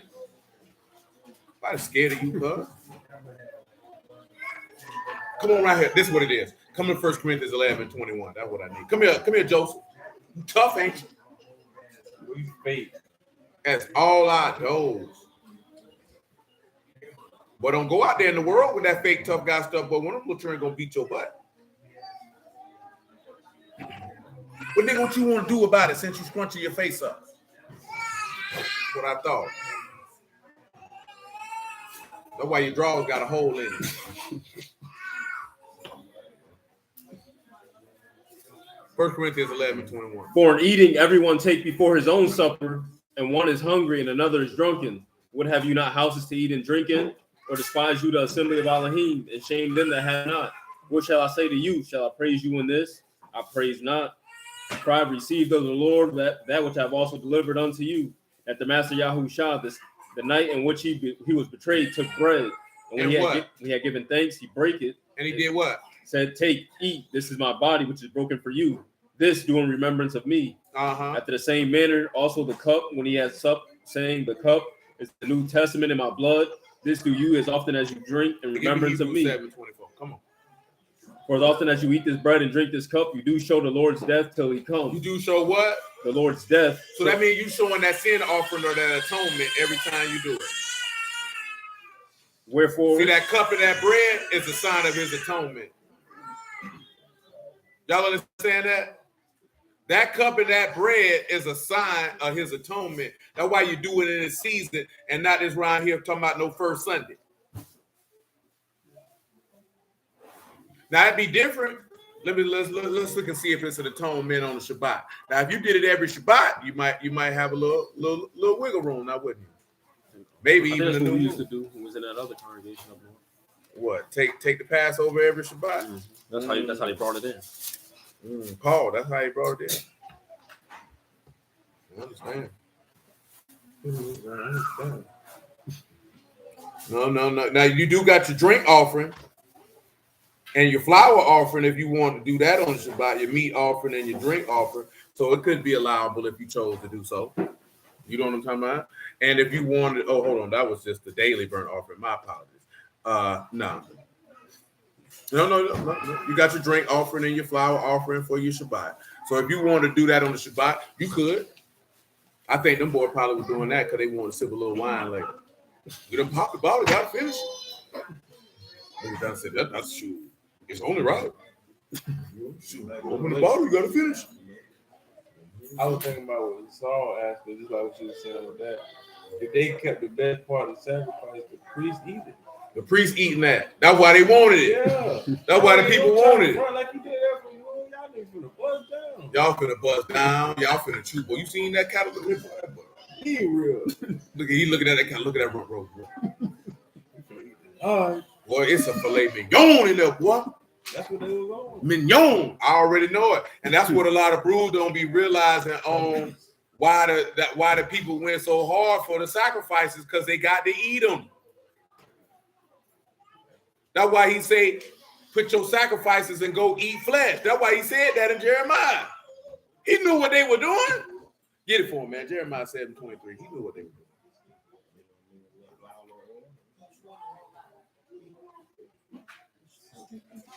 Jeremiah 7:23. Listen to it. It says, but this thing commanded I them, saying, obey my voice, and I will be your Alahym, and ye will be We'll make my it 22 then. We might need to go to 20. 20 said, therefore thus says Yahuwah Alahym, behold, my anger and my fury shall be poured out upon this place, upon man, upon beast, and upon the trees of the field, and upon the fruit of the ground, and it shall burn and shall not be quenched. And thus says Yahuwah of hosts, the Alahym of Yasharah, put your burnt offerings and your sacrifices and eat meat. And do what? Put your burnt offerings into your sacrifices and eat flesh. Meat. Come on. Or eat flesh. It said, for I spake not unto your fathers, nor commanded them that day that I brought them out of the land of Egypt concerning burnt offerings or sacrifice. Notice he said burnt offerings and what? Sacrifice. You see, he made a delineation. I ain't come down to bring me no sweet smelling savor and no slaughter. Say, talking about those sin offerings. The sin offerings is contingent on your behavior. He ain't say nothing about no free will offering. He ain't say nothing about no peace offering. That man said, "Boy, I ain't say nothing to y'all about no burnt offerings and sacrifice." That's what I mean by dudes is so unlearned, because when they mention sacrifices, they try to make every sacrifice and offering be comprehensive for everything. You know, you didn't offer a turtle dove for a sin offering. You did when a child was born. You know what I'm saying? A drink offering is not the same as a meat offering. A meat offering is not the same as the offering of the shoe bread, if you would. It's not the same thing. A sin offering is not the same as an atonement offering. Because like I said, you got an atonement offering is a sin offering, but you could have a sin offering that's not an atonement, depending on the situation and circumstance. And this is just not meaningless information. You must know this. Because you know why it's important for you to know this? Because it's important for you to know this, especially if we've did it before, and y'all willing, we could do it again. When you look at the body, the flour being mingled with oil, and he talking about his body, and then this woman anoint him with oil before he get killed. You know what I'm talking about? You turn around and you see him handing that cup, you got to be able to go in the law and say, well, why did he give him a cup to drink? Why did he give him bread to eat? Because the law called for it. Because it called for it. It called for it. He every offering. He the meat offering, he the drink offering, he the burnt offering. But see, we ain't one of these people who gonna say he all these offerings. We'll show you how he these offerings. We'll show you that so you can see it. So you can see the text being fulfilled, and you can trust surely that Yahuwah is the Alahym of heaven and earth.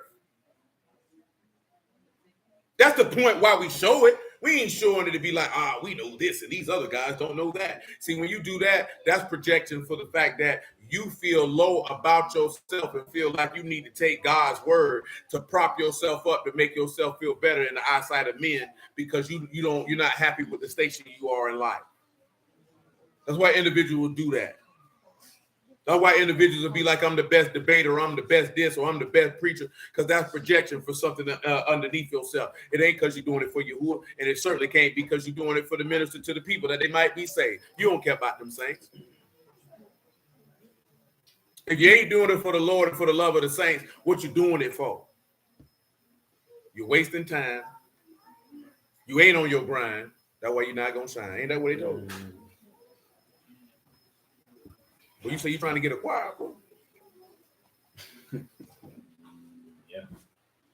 That boy say he's trying to take it up or not. You gonna put on your Sunday's best to go sing. You gonna sing when the people answer. That nigga gonna put on a bow tie, y'all. No. I can see him now, that bow tie. I'm talking about like an old nigga in church, old deacon. I can't tell him. I'm tying that shirt all the way up to the top. So I get the fire uniform. What? I can see that boy now sitting there just stomping his foot, clapping, moving his head like Stevie Wonder with a harmonica. I appreciate that though, man. All for the Lord. All for the Lord. That boy say he's trying to get him quiet. You gonna pay them people because they gonna ask you for some money. Christians don't do nothing for free. I ain't For the being Lord. funny on nothing. It is for the Lord, but Christians don't do nothing. Pay them people, man. It's only right. They don't do nothing. And them niggas tight. Them niggas try to act like they real entertainers, don't they? Like this, you go to talk to the people like this for the Lord. I know it, and the Lord say we must prosper. That's when you grab a Bible, right? Turn that whole sideways, slap it dead in their mouth. I ain't even being funny. I can see Lil Johnny going, hey man, I'm trying to make a record, man. I like y'all choir to be on the right. You know what I'm saying? Oh yeah, that's no problem, brother. That's no problem. We need 5,000 up front. 5,000. Niggas say Michael Jackson ain't charged this for a feature. Giving all the rights, man. You better. Shoot, if you pay him $100, you better keep all the right. And you know what the crazy part is? The choir director gonna cuff the cat. Don't pay the choir. The choir don't even know they've been getting paid. Cuff him. Yeah, the baby upset, man. She got a double ear infection and conjunctivitis. Somebody done gave that baby conjunctivitis. I knew that what I was. I can't hear your breath. Huh? Conjunctivitis is when your eyes, when mucus come out your eyelids. She said the doctor said she was surprised the baby wasn't in pain from the ear infection. I told her that baby tough. That baby ain't cried that time with her teeth with teething. Boy, that nigga ain't shed a tear. Not a teething ring, not a long night, not nothing. Just a soldier. Long time, baby. Oh, shoot, that might be the Roger side of it. I don't know. That baby that hard, boy. Man, I forgot that baby with teething. She ain't cried damn time. But right now she ain't happy. She's not happy. Yeah. Jeremiah said it's the same thing that Samuel told Saul. It is. You might as well just ate that. I don't want that junk. Come in Psalm 50 and 4, man. I had Ezekiel 7 even messing with them. Nah, I ain't want nothing in Ezekiel 7. That must have been supposed to have been for Jeremiah 7. And nothing in Ezekiel 7 pertinent to nothing we discussing. Psalm 50 and 3. Shoot, you can make it verse 1. And that Ezekiel 18. You already read it. You wasn't paying attention. The room is dead.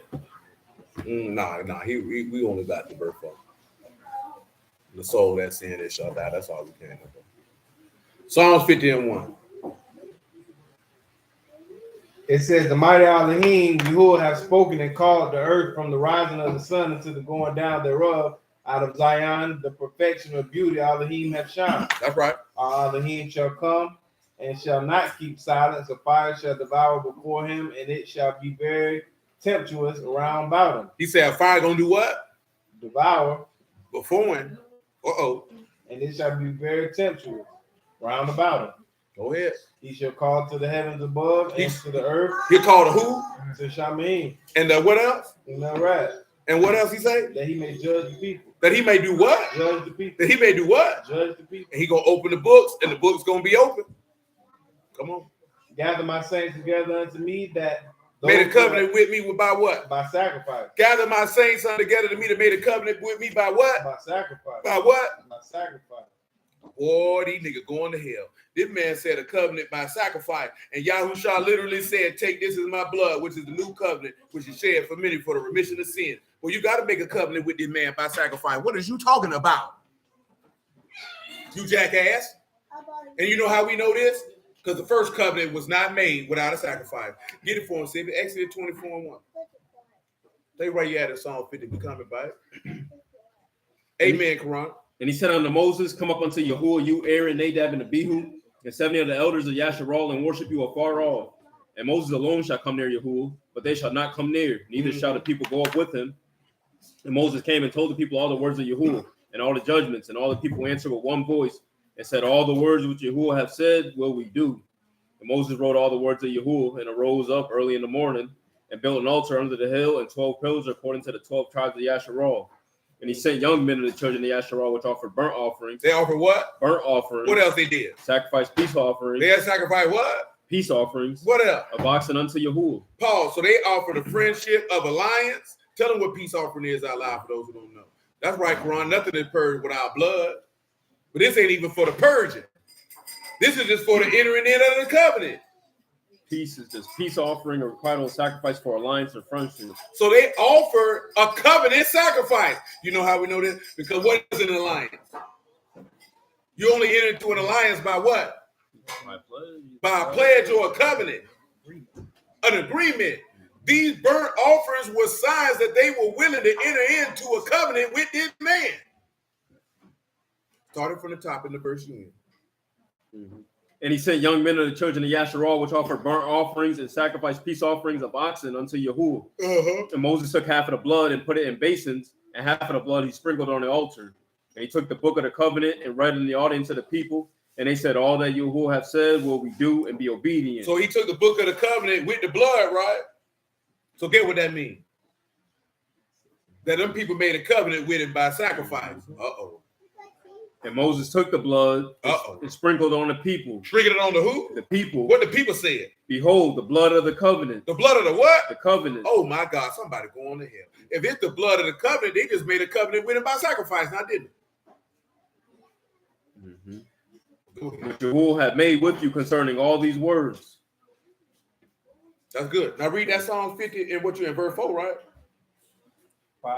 Verse 5, read that again. It say, gather my saints together unto me, those who have made a covenant with me by sacrifice. What did Paul write in Romans 12 as it pertains to that? Your reasonable service. He say, man, Give your life as a living sacrifice. What did Peter turn around and say? Peter say that you are a spiritual priesthood, offering up spiritual sacrifices, which is acceptable under Alahym by Yahushua HaMashiach. Quran say, like Abraham had a sacrifice to enter into a covenant when the burning torch passed between the two pieces when Abraham was in a deep sleep. There's no way you're not going to enter into this man covenant and not make a sacrifice. That's not how that works. That's not how any of it works. Continue in Psalm 50, if you would, please. It say, Shamahin, Piko Yasharal, and I will testify against thee, Alahym, even thy Alahym. Mm-hmm. And I will not reprove thee for your sacrifices or thy burnt offerings continually before me. I will take no bullock out of thy house. I won't take no what? No bullock out of thy house. What else he ain't gonna do? He goes out of thy fold. What else he ain't gonna do? For every beast of the forest, mine. What? Is mine. What cattle upon 1,000 hills. Go ahead. I know all the fowls of the mountains and the wild beasts of the field, mine. If I were hungry, I wouldn't not tell you. For the world, mine, the fullness thereof. That's why he told you to take them sacrifices and eat flesh. It's already mine. That's right, Mother Sharona. That fat was good and flavorful. We didn't even read that part in Leviticus because the fat, that's the best part. Go ahead, man. It says, will I eat flesh of bulls or drink blood of goats? Offer unto Alahym thanksgiving and pay thy vows unto the Most High. He said, offer to Alahym what? Thanksgiving. And pay your what? Vows. Tell them what a vow is. There a promise, a vow. And your promise was everything written in this covenant you will do. Ain't that what they said? He said, pay what you owe. Because you know what the Lord coming with? He ain't coming with no receipts. You know why he ain't coming with no receipts? No, because receipts reflect what you paid. You know what I'm talking about? That man bringing a whole stack of invoices because he coming to enforce what you owe. Because he paid the price, did he not? And he said there's a day of restitution. If it's a day of restitution, for you to have restitution, that means you got to pay what you owe. That means the only way you're going to know what you owe is an invoice. And that invoice is when the books get open and you get judged. That's your invoice. Because, you know, that's the term, you know what I'm saying? The ladies, I got receipts. That's supposed to be for proof. That just means proof of purchase. That don't mean you owe. That don't show that you owe something. That doesn't mean proof of purchase. That's all the receipt for. When they ask you for a receipt when you walking out of Walmart, they just want to show that you paid. But see, Mashiach did that when he got hit. He showed him, stick your hands in the holes in my hand and my side, and be not faithless but believing. That was a receipt right there. I showed you I paid. When that man sent you the Ruach HaKodesh and the Ruach HaKodesh dwelling in you, that's a receipt that he paid the price. But that's an invoice for you. But for him, that's a receipt because it shows that I paid for that. You see what I'm saying? When he popped them books open and you going to get judged, them invoices, because he said he going to give every man according to his what? That means that's what you owe. I'm going to pay you what I owe you. He showed you that in that parable with a penny. I'm going to pay you what I owe you. That's what you agreed to. He said, so you better keep your vows if you want to get paid. Now, if you don't want to get paid, I don't know what to tell you. It's going to be ugly. It's finna be ugly for you. You don't see no smile on nobody's face. Smiles and cries, boy. Smiles and cries. Smiles and cries. That's what he about to experience. You know what I'm saying? That's Jake. Not from State Farm. Come on, man. What we at? Psalm 50? We good in Psalm 50. I ain't got you holding nothing there. Why don't you go with the Corinthians 11? Yeah, we completed that. We've been looking at all this stuff because we needed to set up a lot of things even before you get to talking about the second death. So before we slide out of here, Who can tell me every location that the lake of fire is mentioned? And I mean in more of a specific tone, not in passing. Before you do that, give me Luke 13. That's what I need. Luke 13. Stop, boy. It says there were present at the season some that told him of the Galileans whose blood Pilate had mingled with their sacrifices. Mm-hmm. And Yahushua answered and said unto them, suppose that these Galileans were sinners above all sinners? The Galileans, because they suffered such things. I said no. But except you repent, you shall likewise perish. For those 18 upon whom the tower in Siloam fell and slew them, think ye that they were sinners above all men that dwelt in Jerusalem? I tell you, nay, but except ye repent, ye shall all likewise perish. That's good. So now, it's okay if you don't remember. We just looked at one the other night, right? With Tamar. Judas said burn him. For what cause? Because he thought she played the harlot. The works of a harlot equal what? You going to hell. So first and foremost, we read Ezekiel 20 the other night, right? We'll read it again. Ezekiel 20 and 44, Isaiah 66 and 24, Mark chapter 9 and 43. You can make it 39. This is Ezekiel chapter 20, verse 44. You shall know that I, Yahuwah, when I have wrought with you for my name's sake, not according to your wicked ways, nor according to your corrupt doings, you house of Yasharah, saith Yahuwah Alahym.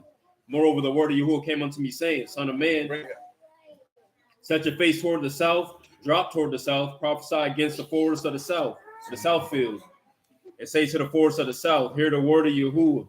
Thus saith Yahuwah Alahym, behold, I will kindle a fire in you, and it shall devour every green tree in you, and every dry tree, the flaming flame shall not be quenched. It shall not be what? Quenched. What else? And all faces from the south to the north shall be burned therein, and all flesh shall see that I, Yahuwah, have kindled it. That's right. It shall not be quenched. Then said I, Yahuwah Alahym, they say of me, do we not speak parables? Give them what parables is.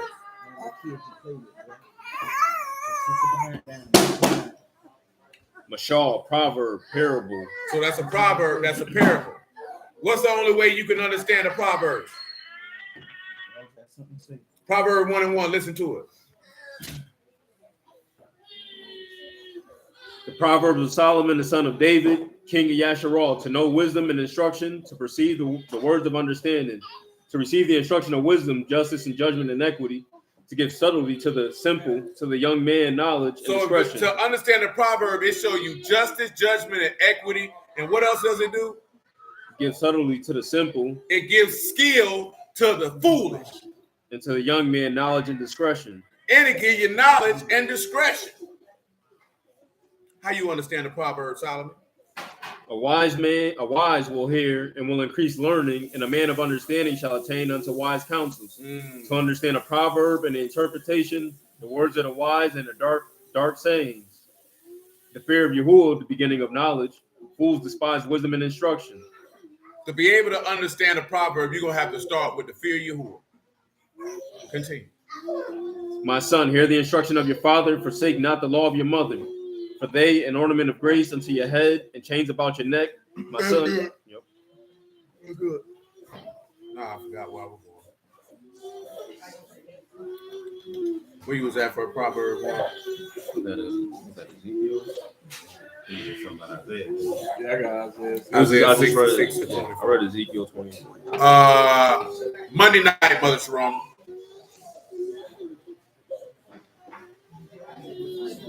In 24. It says, and they shall go forth and look upon the carcasses of men that have transgressed against me. Give them carcasses and transgressed against. Carcasses, peger. Dead body. Carcass. Corpse. See, they say, see, that's a corpse. They're going to be dead. But shall to rebel, revolt, to transgress, to quarrel, to offend. So everybody who transgress against him is going to be a corpse. They're going to be dead. But it's not the first death because you was already going to be dead. Listen to him. Isaiah 66:24. Transgress against me, for their worm shall not die, neither shall the fire be quenched, and they shall be an abhorrence to all flesh. Now we just read in Ezekiel that they going in the fire. They say you speaking in Proverbs. If it's a proverb, that means it's a dark saying. That means it's a real, actual fact that's being cloaked in the secret, like we talked about last night. It's a secret. They don't know it. Ain't that used to be what Disha went at? That's her favorite song, ain't it? Ain't that's her favorite group? Shoot, she got an escape hat on right now. I'm talking about you. That's what you used to be singing, Little Johnny, you my little secret, and that's the way you're gonna keep it. Yeah. Never. How long it took you to tell your people you had a man? I got a man. So he was your little secret then. And that's the way you gonna keep it. Knocked it down. You ought to pay me for that. I deserve $50 for that. Right into it. I'm coming back. She made it easy for me. That's what that nigga was on Bel Air crying about. You don't tell your family about me. You don't do it like that. Nah, I ain't talking about him. I'm asking. I don't know. She was telling the whole world too. She capped. She was telling the whole world. That's what it Mm. That's what my dad is. Man, I ain't never mind. I ain't gonna tell. Man, look at man. One thing about y'all, boy, y'all remember the day the first time a nigga farted next to you? You know what I'm talking about? She And wanted me everything. to daddy. I was like, nah, I ain't getting out of the car. She got mad. That's not what happened. Oh, you can tell that I'm story. just It saying. must be true. We gonna leave that alone. Hey, there you go, man. Shit. Hold on, bro. He said this is so true in real time. Early days, I read the whole book and couldn't understand any of it because I kept seeking him. But as I kept seeking him, he began to allow me to understand more and more. Praise the Lord.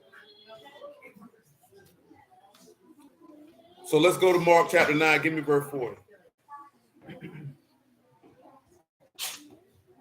Yeah, that joke went a little too far. For he that is not against us is on our part. For whosoever shall give you a cup of water to drink in my name, because you belong to Mashiach, truly I say unto you, he shall not lose his reward. Whosoever shall offend one of these little ones that believe in me, it is better for him that a millstone were hanged about his neck and he were cast into the sea. And if your hand offend you, cut it off. If your hand what? Offend you, cut it off. If you be a man given over to what? Appetite, put a knife to your throat. Listen to him. It is better for you to enter into life maimed than having two hands to go into hell. Where? Fire that shall never be quenched. And the worm? Die not, and the fire is not quenched. Go ahead. And if your foot offends you, cut it off. It is better for you to enter halt into life than having 2 feet to be cast into hell, into the fire that shall never be quenched, where the worm die not and the fire is not quenched. And if your eye offend you, pluck it out. It is better for you to enter into the kingdom of Alahym with 1 eye than having 2 eyes to be cast into hellfire, where the worm die not and the fire is not quenched. This man mentioned Isaiah 66:24 4 times. You know what I'm talking about? For everyone shall be salted with fire. Yeah. Salted with what? With fire. Every sacrifice shall be salted with salt. Salt is good, but if the salt have lost its saltness, where you season it? So that's how you know you got to make a covenant with him by sacrifice, because he said every sacrifice gets salted. Have salt in yourselves and have peace one with another. Listen, right? But he mentioned 4 times Isaiah 66:24. Now here's the key point. We read in Daniel 12, he said everybody who in the grave getting back up. So when we see Isaiah 66:24, and Isaiah say this a corpse, we know this ain't no literal corpse. Oh, that's what it was. Give me Ezekiel 37:1. Isaiah 33:14 one more time. Get Isaiah 33:14 first.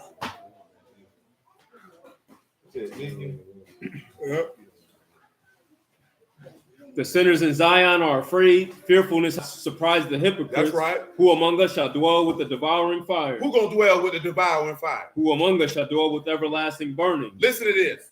He that walk righteously and speak. Back it up. Give me about 12, man. I want you to hear him talking about a little lime. And the people shall be the burnings of lime. The burnings of what? Of lime. Boy, you ever burn some lime? You know what lime do when it get hold of somebody's flesh? It burns it.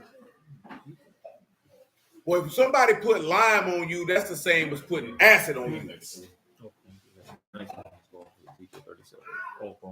That's what professional killers like to do to somebody's body when they disposing of it. They like to pour lime on it because the lime eat the flesh up like fire. It give off smoke like fire when the lime hit it. Huh? That boy say Chris and Snoop off the wire. But Johnny don't know who that is. Definitely don't. Definitely do. So he the one don't know. Oh, I know. That's right. And he died that damn day. That's that scene. That look real good, bro. Blood top dead off.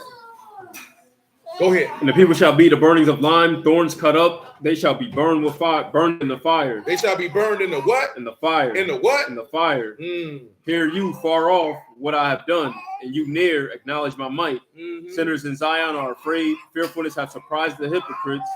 Who among us shall dwell with the devouring fire? Who among us shall dwell with the everlasting burning? He that walk righteously and speak uprightly, he that despise the gain of oppressions, that shake his hands from holding a bribe. That's fine. It was one more thing. Oh yeah. I know he has. Yeah, but he can wait. Give me Thank God I forgot what it was. So you can go to Hebrews 6 though. I want him to hold where he at because he gonna read more than what you gonna read and what we're going. Hebrews 6 and 5. And have tasted the good word of Alahym, the powers of the world to come. If they shall fall away, to renew them again unto repentance, seeing they crucify themselves to the son of Alahym afresh, and put to an open shame. For the earth which drink in the rain that come off upon it, it bring forth herbs meet for them, by whom it is dressed, receive blessing from Alahym. Mm-hmm. That which bear thorns and briars, rejected, near unto cursing, whose end to be burned. That which, shalom. He say that which bear thorns and briars are what? Rejected. What? Rejected. And are near under what? Cursing. The end to be what? Burned. Woo! Somebody is going to hell.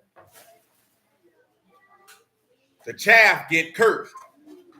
You understand? Ezekiel 37:1. The other spot I want. It's all good. Don't worry, Sister Johnson. We coming right back in about 3 hours. Ezekiel 37:1. It says, the hand of Yahuwah was upon me and carried me out of the spirit of Yahuwah and set me down in the midst of the valley, which was full of bones. And Full of what? Full of bones. Full of what? Bones. Go ahead. And caused me to pass by them round about, and behold, very many in the open valley, and lo, very dry. Very what? Very dry. Very what? Very dry. Mm. And he said unto me, Son of man, can these bones live? Can they what? Can they live? Can they what? Can they live? And I answered, Yahuwah Alahym knoweth. Again he said unto me, prophesy upon these bones, and said unto them, O ye dry bones, hear the word of Yahuwah. Hear these dry what? Hear the word of Yahuwah. You dry bones, hear that word. Thus said Yahuwah Alahym. What Yahuwah said? Bones, behold, I will cause breath to enter into you, and ye shall live. Tell them what breath is. Ruach. So how do we know this here, right? It called Ruach to come in, and that means these bones was what? They were dead. So it's showing you a twofold thing. First thing it's showing is Genesis 2:7. When he breathed into Adam, and Adam became a what? But then it's giving you when Mashiach breathed in his apostles, and now he became a quickening Ruach. Now they got everlasting life in them. You know why these people got everlasting life in them? Because them bones was alive at one time. And not only are they dead, they done seen corruption because they bones. Give me Psalm 16, man, verse 8.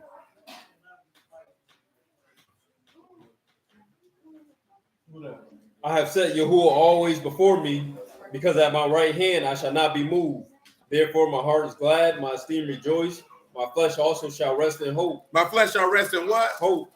For you will not leave my soul in hell. You won't leave my soul in the grave. Neither will you suffer your Kadash one to see corruption. Tell them what corruption is. Shakath, pit, destruction, the grave. The grave. You won't leave me in the grave. Give me Hosea 13:8.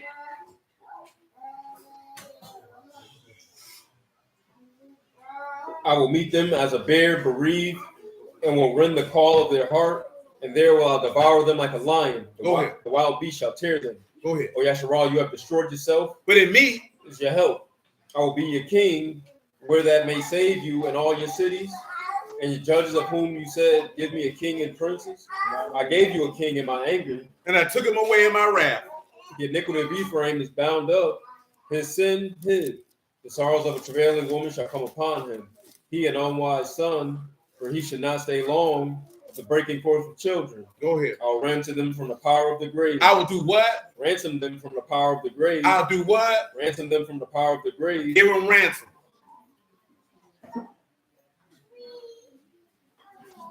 That is Padah, to ransom, redeem them, rescue, to deliver. This man said, I'm going to redeem you from the power of the grave. That's how you know there's a second death coming. Because he said, I'm going to redeem you from the power of the first death. So that means there's got to be a second death for you. Continue. I'll redeem them from death. Redeem them from what? From death. Oh, my Lord. O death, I will be your plague. O death, I'll be your what? Your plague. O grave, I will be your destruction. Tell them what plague and destruction is. That's why death and hell get cast in the lake of fire first. Because they got to die. Have you forgotten what it said in Isaiah 25? Get Isaiah 25 and 4. Plagues is the verb, that's pestilence, plague. Then destruction is koteb, destruction. I'm going to destroy and plague death in the grave. And he did it with the fire that shall not be quenched. Isaiah 25, verse 4. It says, for thou hast a strength to the poor, a strength to the needy in his distress, a refuge from the storm and a shadow from the heat. When the blast of the terrible ones as a storm, the wall, thou shalt bring down the noise of strangers as the heat in the dry place. The heat with the shadow of a cloud, the branch of a terrible one shall be brought low. And in this mountain shall Yahuwah of hosts make unto all people a feast of fat things, a feast of leaves, a feast of wines and the leaves, of fat things, full of marrow of wines on the leaves, wherever found. And he will destroy the mountain, the face, destroy this mountain, the face of covering, cast over all people, and the veil that is spread over all nations.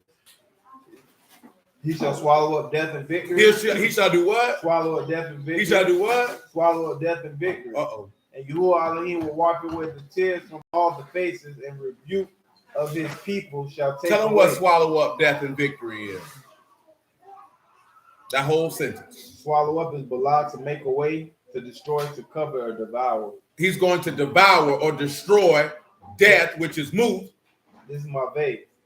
And death, victory. Death, pestilence, or die, Hades, or ruin. And victory is Netzah, that is splendor, truthfulness, confidence. So he is going Perpetual. to destroy death through faith.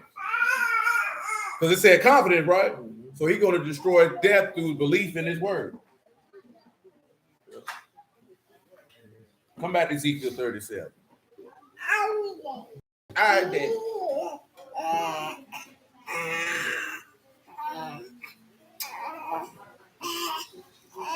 The baby about 3 feet tall. 24 pounds. Big baby. Say I'm 2'8" and a quarter. 24 pounds. Hey, y'all go sit down. What is y'all walking through the kitchen for? Instead, that baby got a 16 BMI. I mean, that baby solid.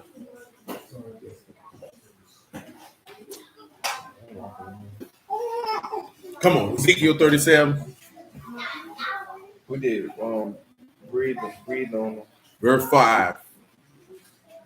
Ezekiel 37 and 5. Listen to it. I will lay sinews upon you and bring up flesh upon you and cover your skin and put breath in you, and ye shall live. I need y'all to hear sinews, skin, and flesh, so you can literally hear what he said he gonna put on these bodies. Because we dealt with this before, but we're dealing with it because we're dealing with To deal with being born again in the second death, you must deal with the resurrection of the dead. There's no way that you can't deal with it. You know, I've heard people say that we can't be born again until the resurrection of the dead. Horrible teaching. I've heard two men teach it. It was one of the most awful things I've ever heard. You know what I'm saying? A lot of people are going to go to hell behind that bad teaching. You got to be born again before you resurrect from the dead, because if you ain't born again, you ain't resurrected from the dead on a good note.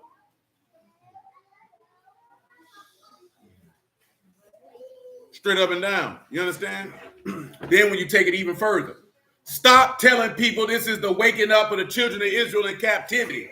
If you keep telling people that, you stupid. On purpose. Examine the text and look at what it say. Stop running with teachings because it sounds good. That's confirmation bias. You wanted to say that because you want to believe that Yahuwah is sending men to teach the word to tell us we Israelites. It's bad teaching. Period, point blank. You can't be no hypocrite and say Christians got bad teaching and you only want to pick and choose where Hebrew teach. You can't say the 12 tribe chart bad and then say this teacher here good. That's horrible. It's absolutely horrible. He literally, how he gonna put skin, sinews, and flesh on you by telling you an Israelite? You ought to slap yourself in your own mouth. You don't even need to go in the bathroom and look in the mirror. Just slap yourself wherever you're sitting at. If you're driving, slap the taste out your mouth. Don't even pull over. If you crash, you crash. Tell them what the news is, man. But he that is a tendon. Literal tendons. You know what tendons are, right? That's connective tissue. What did Yahushua say when he resurrected from the dead and he ran up on his apostles? He said, man, they thought they seen a spirit. He said, hold up. He said, spirit don't have flesh and bones as you see me have. See, you see the difference? Because when Adam was on the ground in Genesis 2:7, he had flesh and bones, didn't he? But he didn't have life. See, he had something that the second Adam didn't. He didn't have something that the second Adam had, and that was the ruach in him. See, all he had was breath in his lungs. Yahushua got the ruach to give him life, and you know how we know he got the ruach to give him life? Because he had no blood in his body. That's how we know that, because he poured all his blood out as a drink offering to his Abba, and the life is in the what? And if he ain't got no blood in it, then how he got life? But you should know Psalms 119 say, you quicken me by your word. That's what the book say. Because the word is ruach. And the words that I speak unto you, they are ruach and they are true. But see, you don't want to hear that. You want to believe we the Israelites. You going to hell because you're stupid. You're stupid because you're seeing what the book say and you want to say something else anyway. Tell them what flesh is, man. Basar. Flesh of animals or humans. Yep, naked.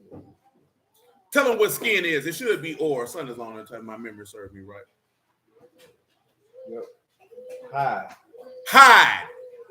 You know, y'all in the South. Your mama, grandmama, maybe granddaddy, maybe your daddy done told you I'm going to tan your hide. That literal flesh, man. He taking bones and putting literal flesh on them. The only reason why you would need to put bones on literal flesh is because the person is dead. And notice he seen him in a valley. Boy, he seen him in Jehoshaphat, boy. Boy, he seen him in Tophet, boy. Boy, he seen him in Hinnom, boy. Man, come on, man. Read verse 6 one more time. It said, and I will lay sinews upon you and bring up flesh upon you and cover you with skin and put breath in you and ye shall live. I put what in you? Breath in you. And you shall what? Live. Come on. And ye shall know that I am Yahuwah. Then he did what? So I prophesied as I commanded. And the testimony of Yahushua is what? Prophecy. The ruach of prophecy. There was a noise and behold a shaking and the bones came together. There was a noise and there was a what? Shaking. There was a what? A shaking. Give me Isaiah 14:8, man. Man, it's done too easy, man. It don't make no sense. And you know what? I'll be honest with you. This stuff y'all already knew. We just piecing different stuff from other things that we done went over and put them together. This ain't nothing y'all ain't never learned before. That's right. That's what it say. It say ruach. So doggone so do. Come on, man. Yea, the fir trees rejoice at you, the cedars of Lebanon, since you are laid down, no fellers come up against us. Hell from beneath is Tell them what fellas mean. He said, since you laid down, ain't no what? no feller. No fellas. Not Bob fella. Y'all don't know who that is, but it's okay. That's karath, to cut off, to be cut down. So since you laid down, we ain't been cut off from God. That's literally what it said. Because I know people say, oh, that's Babylon. That's the devil. Get your devil butt out of here. You the devil, nigga. Go ahead. Hell from beneath is moved for you. Hell from beneath is what? Moves for you. And what else? To meet at your coming. To meet you where? At your coming. Hell beneath is moved to meet you where? At your coming. That's why when he said, when he breathed into him, what it said they did in Ezekiel 37, what was going on? A shaking. A noise and a shaking. And when he come back here, we've been looking at Babylon. When he come back here, what he said was going down? Earthquakes. Read that one more time. Hell from beneath is moved for you to meet at your coming. Tell them what hell is. Confirm that it's Sheol in the grave for the doubting nigga in the back. Sheol, underworld, the grave. The grave is moving. You know full well ain't no graves moving as Satan's coming. Satan ain't even coming.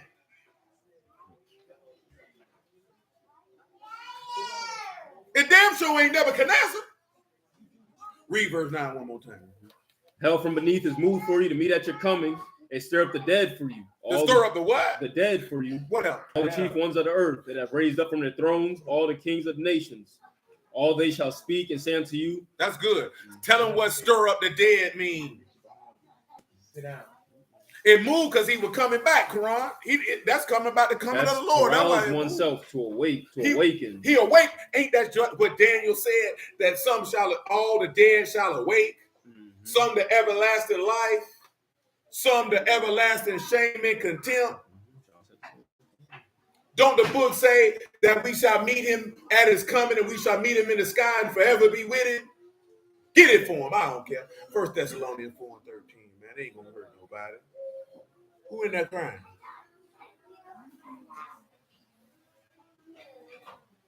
Them niggas ain't even crying. Them niggas just moaning like they at a Negro funeral.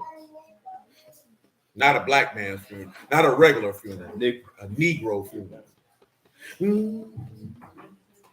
Come on, man. 1 Thessalonians 4:13. It said, but I will not have you be ignorant, brethren, concerning them which are asleep. Concerning them which are what? Asleep. Why? That ye sorrow not, even as others which have no hope. Have no what? No hope. For if we believe that Yahushua died and rose again, even so them also would sleep in Yahushua will Alahym bring with him. For this we say unto you by the word of Yahuwah, that we which are alive remain unto the coming of the master shall not prevent them which are asleep. You ain't gonna stop the people in the grave. For the master himself shall descend from Shamahim with a shout, and with the voice of the archangel, and with the trump of Alahym, and the dead in the Mashiach shall rise first. That's good. So you gotta understand something, man. The whole earth gonna be moved at this man coming. Boy, these people getting up out of that grave, boy. Read Ezekiel 37:7 one more time. Bopper. Get out the trash can, Bopper.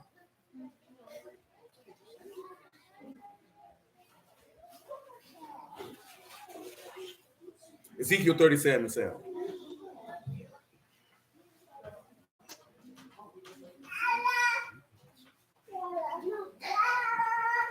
Come on. It says, so I prophesied as commanded, as I prophesied, and there was a noise, and behold, a shaking, and the bones came together, bone to his bone.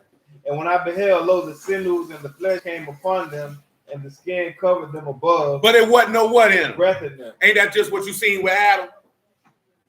What'd he say after that? Then said he unto me, prophesy unto the wind, prophesy, son of man. And say what to the wind? Thus said Yahuwah Alahym, come from the four winds, O breath, and breathe upon these slain. Breathe upon these who? These slain. These who? These slain. That they might what? That they may live. Now tell them what slain is. These people dead. A rag to smite with the dead intent to murder. They dead. And you know why they murdered? I'm going to tell you why they murdered. You want to know why they murdered? Revelation 12 say Satan went out and did what? He deceived the whole world. John chapter 8 say you of your father to what? For the lust of your father you will do. And what was it? And what did he slay him with? Lies. And how did he lie to you? By corrupting the word. And what did Paul tell you in Romans 7? What deceived and slew me? So every time they broke the law, they had to be what? Slain. So guess what that means when you go to Ephesians chapter 2? It said you were what? Dead in your in sins. So you need someone to make the ruach. These men in this passage were born of the spirit. They weren't born of the flesh. Ain't no woman here. You know how we know that? What John 1 and 12 say? He gave you powers to become the... We threw it all. John 1 and 12. Come on, Sammy. Go ahead.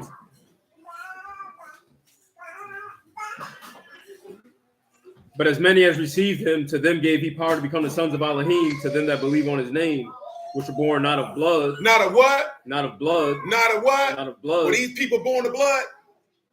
Do you see one key component? You see how I mentioned that in Luke 24? I was trying to see if y'all caught it. Is blood anywhere in this passage? Blood ain't mentioned. He said, I'm going to put skin on you. I'm going to put flesh on you. I'm going to put sinews on you. I'm going to put my ruach in you. These people ain't had no blood in them. They were bones. And why is it important that they bones? Because he say flesh and bone don't have, spirit don't have flesh and bone as you see me have, because this is flesh of my flesh, bone of my bone. That's what Adam said, and that's what who else said? Somebody else said it. David said it. And what is flesh and flesh, bone of my bone? Symbolic of marriage. One. That's his body. These are the sons of God. This ain't no damn nigga waking up finding out he an Israelite in Mississippi, in California, in Florida, in New York. That's horrible teaching. Yes, she is, Mother Shona. Yes, she is. That is horrible teaching. It's bad. It's atrocious. It's not of God. Just reading it. How do you think that's never wake Like, you know, no, listen, right? I told y'all this the other day. You'll think it means that when one, you don't know the text, you hyped up on finding out you an Israelite, and then the individual opens up this passage or you run across a video and they give their explanation of it. You'll be like, yeah, man, Valley of the Dry Bones, we waking up. Not understanding, and that may be no fault of the individual who you heard it from, because they were more than likely taught it or took it from a video that they saw. You know what I'm talking about? And now they're giving you bad teaching because they have to do that to justify the doctrine that the truth is finding out we an Israelite when you say, oh, I'm in the truth. Well, if you say you in the truth, that means you supposed to be in Yahushua HaMashiach, boy. If you call being in the truth, knowing you an Israelite, you've been woefully instructed. There's no other, I don't have another adjective. You have been woefully instructed. The person who instructs you is grossly inept. They are deficient in all spiritual understanding, and you have been spiritually molested. You have been spiritually molested. You have been raped in a spiritual fashion to where your purity has now been taken from you because you were given bad information.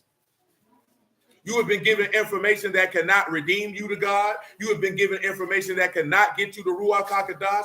You have been given information that will get the kingdom of Shamahim shut up from you. Not because the person who gave it to you was inherently evil, but because they were misinformed and unlearned. Because we cannot turn around and say that Christians got bad doctrine, and you're not going to deal with the fact that 90+% of Brews teachings are horrible. Horrible. And you feel like the reason why they better because it's not Christianity. That is not a good enough reason, man. That's not a good enough reason. And I don't say this because I think I'm the greatest preacher in the history of mankind. I say this because your life on the line. Your life on the line. You ain't got to never listen to me preach, boy. I ain't going to lose now bit of sleep about it. I promise you I won't. I promise you I won't. You ain't got to agree with nothing I just said. And I promise you I ain't going to feel no way about it. I ain't going to make a video about you. If you say no, I don't care. But what I do care is your life is on the line.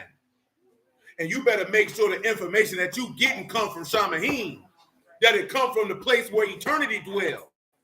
Because if it don't, your soul in trouble. And if that is not the number one thing for you to make sure your soul saved, that you want to be old Brandon Norwood, I want to be down, or go along to get along, you know what I'm talking about, gang type of nigga, well, you going to hell, man. And I sure hope it's worth it. Because, boy, I'm here to tell you, boy, your soul on the line. You understand me? Your soul on the line. You just can't be around here bipping and bopping, thinking it's all good. And that's why them boys come with that other bad teaching that we discussed on the second or third day of the feast. Or when a Mashiach come, he'll straighten everything out. That's why people comfortable with Bruce having bad teaching. Because you don't believe that the Lord going to straighten it out when he come back here, because that's what these boys telling you, because they don't know what the hell they talk about. That's why they got to tell you that. Put it to you this way before we get ready to stop. In any area of life, right? If somebody teaching something, you would have a proper assumption that they would be proficient in what they instructed, correct? So then you would believe that if they were part of an organization, if you would, since the body of Mashiach is an organization, you would have a proper assumption that whoever sent them to do the job properly instructed and prepared them to have the ability to do it. So do you think a CEO, the COO, an owner of an organization, is going to come and straighten out the errors of the people who he trained? Because at that point, the deficiency is not with the workers, but with the leader. So when you say Mashiach gonna straighten all this out when he come back, you have inherently said two things. A, he didn't send these men, or B, he didn't properly instruct these men. And there is no gray area. It's either A or B. He either didn't teach them and didn't send them, or he taught his own servants wrong, which means he can't condemn anybody who died before he got back here to straighten that out. That means anybody who died, he can't condemn them. See, we don't even think about stuff like that. It'd be an unjust weight and an unjust balance, which means that he would be an abomination against himself. Which means if he can't condemn them, he can't condemn no sinners. Satan too. He had to go back on his own curse on Satan. He'd have to. If he don't, he unjust. And it's a lot of things that I know. And one thing I can say unequivocally, and I can swear on Yahuwah's name on it, boy, as Yahuwah live, boy, that man is righteous. You know what I'm saying? That's an oath. I can make that one. I can swear that one, boy. As Yahuwah live, boy, Yahuwah is the just of the just. Matter of fact, he's an Alahym that is just and an Alahym of righteous judgment. I can say that with pure and unadulterated confidence, with no fear that I'll be found in condemnation by swearing on his name by that. So I know full well, boy, that man ain't straightening out nothing. You know what I'm talking about? He ain't straightening out nothing. He ain't straightening out nothing. That's not happening. So if he's not straightening out nothing, that means you need to make sure. Yeah, you got to be straight before you get here. You got to make sure, myself included, that you got to make sure whoever you getting word from, that they know what they talking about. Your soul is too precious to play with like that. You got to be no more noble than those in Thessalonica who search the scriptures daily to see if those things were so. Your soul is precious. Then we read that in Psalm 49. It's precious. Man, you can't play with your soul like that, man, on something. I think he know what he's talking about. You need to search that book and make sure he know what he's talking about. You better try the spirits to make sure. Then he said you better test the spirits if they come from. There's many false prophets going in the world. So you think somebody a false prophet because they teach the Easter. It's a nigga keep every Sabbath and every feast day and he a false prophet. He don't know what the hell he talking about. I said it, and I meant it too. Every single solitary word, man. Then we read in Ezekiel 14, that man said every false prophet name ain't in the book. That's chapter 13, excuse me. Chapter 14 say, if you seeking after a nigga who name ain't in the book, you going to hell just like he going. And again, this is not. Now, we were doing shameless self-promotion with the music the other day, just being funny. This ain't no self-promotion. I don't care who it is, boy. You better make sure they know what they talking about. Myself included, boy. I don't care who it is. Boy, you better test them. This your soul. We already read it. He gonna open up that book and judge out the books according to what you done. This your soul.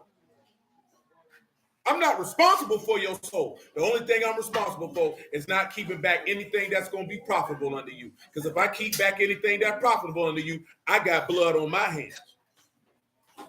You know what I'm talking about? But this your soul. You responsible for saving it. All that sitting around, the preacher said, boy, you better be making sure everything you learned that what that book say. That's what you better do. And if it's what that book say, you better put it in practice. And I don't say just to put it in practice to put no fear in your heart. I say put it in practice so you can experience God. That's why I said it. Because if it's from God, that means it's pure. And if it's pure, that means it's going to save. So you need to put it in practice so you can experience your maker. Because like I said, you ain't never got to come back to this channel. Hell, you ain't never got to get on the clubhouse. Hell, you ain't even got to come where we preaching at. But your soul still got to be saved whether you come holler at me or not. That don't change. So if your soul still got to be saved, you got to make sure that that word you get right. You understand me? It's a serious situation. Give me verse 9 one more time, good sir, in Ezekiel 37. What you had, sir? Get your arm on. Oh yeah, we good. Yeah. We finna get off here anyway. We got to come back in a couple hours. Well, a few hours, because a couple is 2. It's 5:15. It say, then said unto me, prophesy unto the wind, prophesy, son of man, and say unto the wind, thus says you, Alahym, come from the 4 winds, O breath, and breathe upon these slain that they may live. That they may live. So I prophesied that he commanded me, and the breath came unto them, and they lived. And they what? And they lived. And what else? And stood up upon their feet. And exceeding what? Great army. Don't you realize that that's the multitudes that cannot be numbered? Come on. It says, then said unto me, son of man, these bones are the whole house of Yasharal. So if the bones are the whole house, that's the body of the Lord. Those were those who were dead. Remember what he said, whosoever live and believe in me shall never what? Believe you this? I'm the resurrection and the life. You seeing it right here? Come on. Behold, they say our bones are dry and our hope is lost. We are cut off for our part. Therefore, prophesy and say to them, thus says you, Alahym, behold, O my people. I will open your what? Your graves. That's literal graves, by the way. They'll tell you the graves is the place where you've been scattered at. That's what they'll tell you. Tell them what that word is, man. Grave. Forbear. Grave. Sepulcher. Yeah, literal burial. A literal burying place. You being in America is not a damn burying place. Don't you realize even when he say, man, don't leave my bones in Egypt and take them in the land, that was symbolic of those who resurrect from the dead, that Joseph was representative of those who resurrect from the dead, that their bones of that body would be taken into that place? That all those who are in Alahym will never be left anywhere, but they'll be brought back to the land which he called by his name? You think he just said, don't leave my bones here for nothing? Because he said he's going to gather you one by one and no saint is going to get left. We don't be ready for that, man. Oh, you stretching it. I told you we don't stretch no coke over here, man. Straight drop, man. 28 and 6, man. If you don't know what I'm talking about, praise God, you don't know. You don't need to know. No, I'm dead serious. If you know exactly what I just said, that means you lived a life that you shouldn't have been living at one point in your lifetime. You know what I'm talking about? If you don't know what I'm talking about, thank the Lord. You should be green to that. Go ahead. It says, and ye shall know that I am Yahuwah when I have opened your graves, O my people, and brought you up out of your graves. Ain't that what we just read in Isaiah 14 and 1 Thessalonians chapter 4? Come on. It says, and I shall put my ruach in you, and ye shall live, and I shall place you in your own land. Then you shall know that I, Yahuwah, have spoken it and performed it, said Yahuwah. Then you're going to know that the word true. We're going to end with 2 places. You got an idea what 2 places is, it? One, everybody in here should know. But if you don't, it's okay. Kalisha, where we finna go to these two places to conclude that? If you don't answer the question, you got to get off the roof and do a backflip. So you pissed.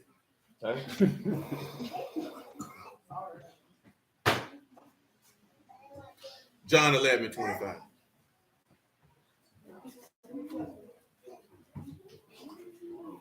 It says, who just said unto her, I am the resurrection and the life. I'm the what? I am the resurrection and the life. What up? He that believeth on me, though he were dead. Though he were what? Were dead. Were not these people in Ezekiel 37, were they not dead? Yet they live.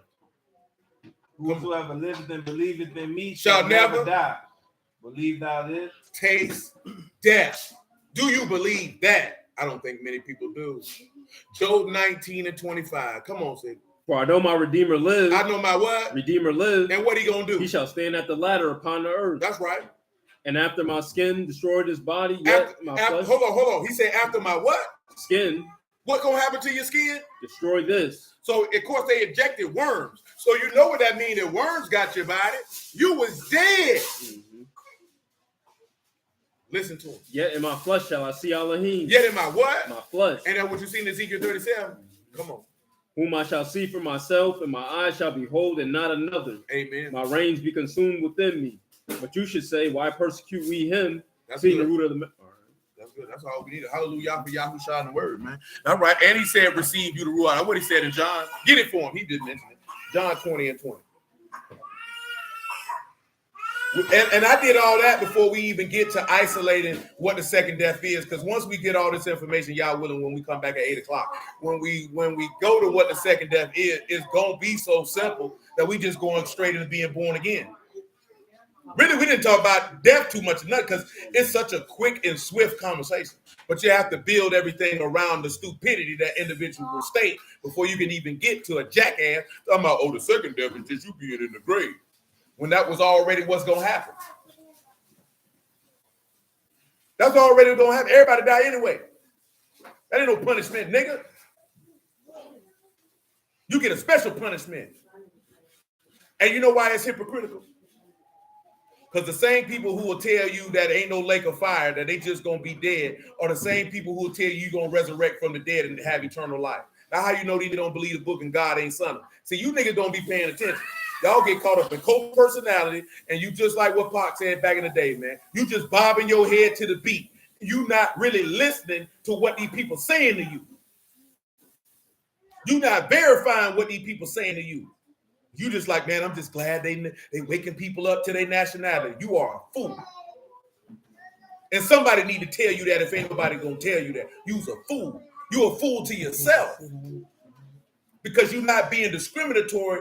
You got to understand something, right? This is the only matter in the world that I see people take very lightly on who give them that information. You know what I'm saying? Look, I was just talking about that dude last night who's supposed to be a financier, and he using the book of Proverbs to do it. We will receive the word from anybody with no discriminatory mind whatsoever if you seem to like them. You don't care. That's your soul. Don't play with your life like that. Oh, praise be to Yahuwah, man. Yahuwah Baruch, bro. You hold it down. You know what I'm saying? Like, I'm like, again, and I ain't saying that to be disrespectful to y'all, man. I'm saying that for you to actually take a step back and pause and think. Why you so readily receive the information that's for your soul and you'll take it from anybody just because their skin look like yours, just because they identify with what you identify with. Not if the information is correct, not if the information line up with the word, not if the information is from Yahuwah, but because it fits your confirmation bias. You gonna put your soul on that? Because I'm not. I'm not gonna do it. You know what I'm talking about? I know a lot of our people, they want us to do what? To be unified, right? How we gonna be unified and the mass majority of these niggas gonna turn on you? You know what a lot of brews be quick to say, put doctor to the side. Shoot, it depends what you talking about putting to the side. Because, nigga, I'm a man. I can't put my core values to the side to be down with a nigga. If you can put your core values to the side just to be down with a nigga, you's a fool. You ain't no man.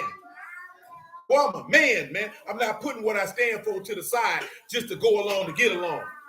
I can't do that as a man. My manhood, well, that's an offense to my granddaddy and my daddy. That's an offense. That's an offense to every real nigga who had a hand in my development in my youth. Boy, that's an offense to all of them, because ain't none of them men tell me to do no junk like that. Well, they told me to stand on what you stand on, boy, regardless of who don't like it. Because guess what? I can stand with a nigga who don't believe in the Lord. And I don't care who don't like it. I don't give a damn if he approve. Boy, we not on the same page, boy. You not my brother. I can't stand with you. I can't do it. I won't do it. I refuse to do it. Doggone right, I ain't gonna do it. John 20 and 23. And that's the difference, right? Guess what? Like I told you, nigga, we ain't getting paid, so I don't give a damn. You know what I'm talking about? I ain't trying to be down, so I don't give a damn. You know what I'm talking about? That's what problem with you, nigga, man. Stop tossing salads and performing fellatio, man, and stand on what you stand on. And if they real niggas, they gonna rock with you. And when I say real niggas, I'm talking about real individuals, authentic people who serve Yahuwah, who are true to themselves. Hold on, Mother Sharona got a question. She said when Yahushua was resurrected and many people were seen that were dead, who were those people? Were they like Lazarus, or were they souls Yahushua preached to the grave? Now, I can't tell you who them people is specifically, Mother Sharona. I can't even speculate on that. It just said they were saints. So the only thing that we can ascertain is those were just men at a particular dispensation of time. Who specifically those men were, I cannot say. I don't know, and it would be grossly negligent on my behalf to say it was this person or that person or this person. I will say that Lazarus was alive when Yahushua resurrected from the dead. Remember, he resurrected him from the dead. So he was alive at that time when the Lord rose from the dead. But who specifically? Now, we can say that they clearly had to be spirit. Now, I will say that other half is correct. It was definitely some of the men who he preached to, the spirits he preached to in prison had to be. Because they didn't have the gospel of Yahushua when he went in the grave. So that aspect, absolutely. You know what I'm saying? But individually and specifically who those men were, I can't say that. If I would say that, I'd just be making something up because it sounds good. Go ahead with John 20. And when he had said so said, he showed unto them hands in his side. Then were his disciples glad when they saw the Lord. Then said Yahushua to them again, Shalom unto you. As Abba hath sent me, even so send I you. And when he had said this, he breathed on them. And said what? Receive you the Ruach HaKodesh. That's right. That's good. That's all we want. And we'll pick up with some of that, y'all, will in a couple hours. But I appreciate y'all. Love y'all. Bless y'all. The house Alahym in the name of Yahushua. Yahuwah willing, we coming right back at 8 o'clock. So that means in 2.5 hours, we'll be right back for service for day 6 of Unleavened Bread. You know what I'm talking about? This here was not a service for Unleavened Bread. This was your regular weekly Shabbat. Now, see, last night was a double up. You just got day 5 and Shabbat same day. But it was your regular. Y'all willing, we'll be back in 2.5 hours for service for day 6 of Unleavened Bread. You know what I'm talking about? And then, and then y'all willing Sunday, we'll have the last service for Unleavened Bread at 7 p.m. I mean, not 7 p.m., but 8 p.m. What you got? You got your spot, don't you? Yeah. Yeah. So you know what we're gonna be? The street. You know what I'm talking about? Well, Beavers like to be. But yeah, y'all willing, man. For those who will return, we'll see you in a couple hours. You know, blessings out of the house, Alahym. Name of Yahushua, Yahuwah willing, we'll see you then.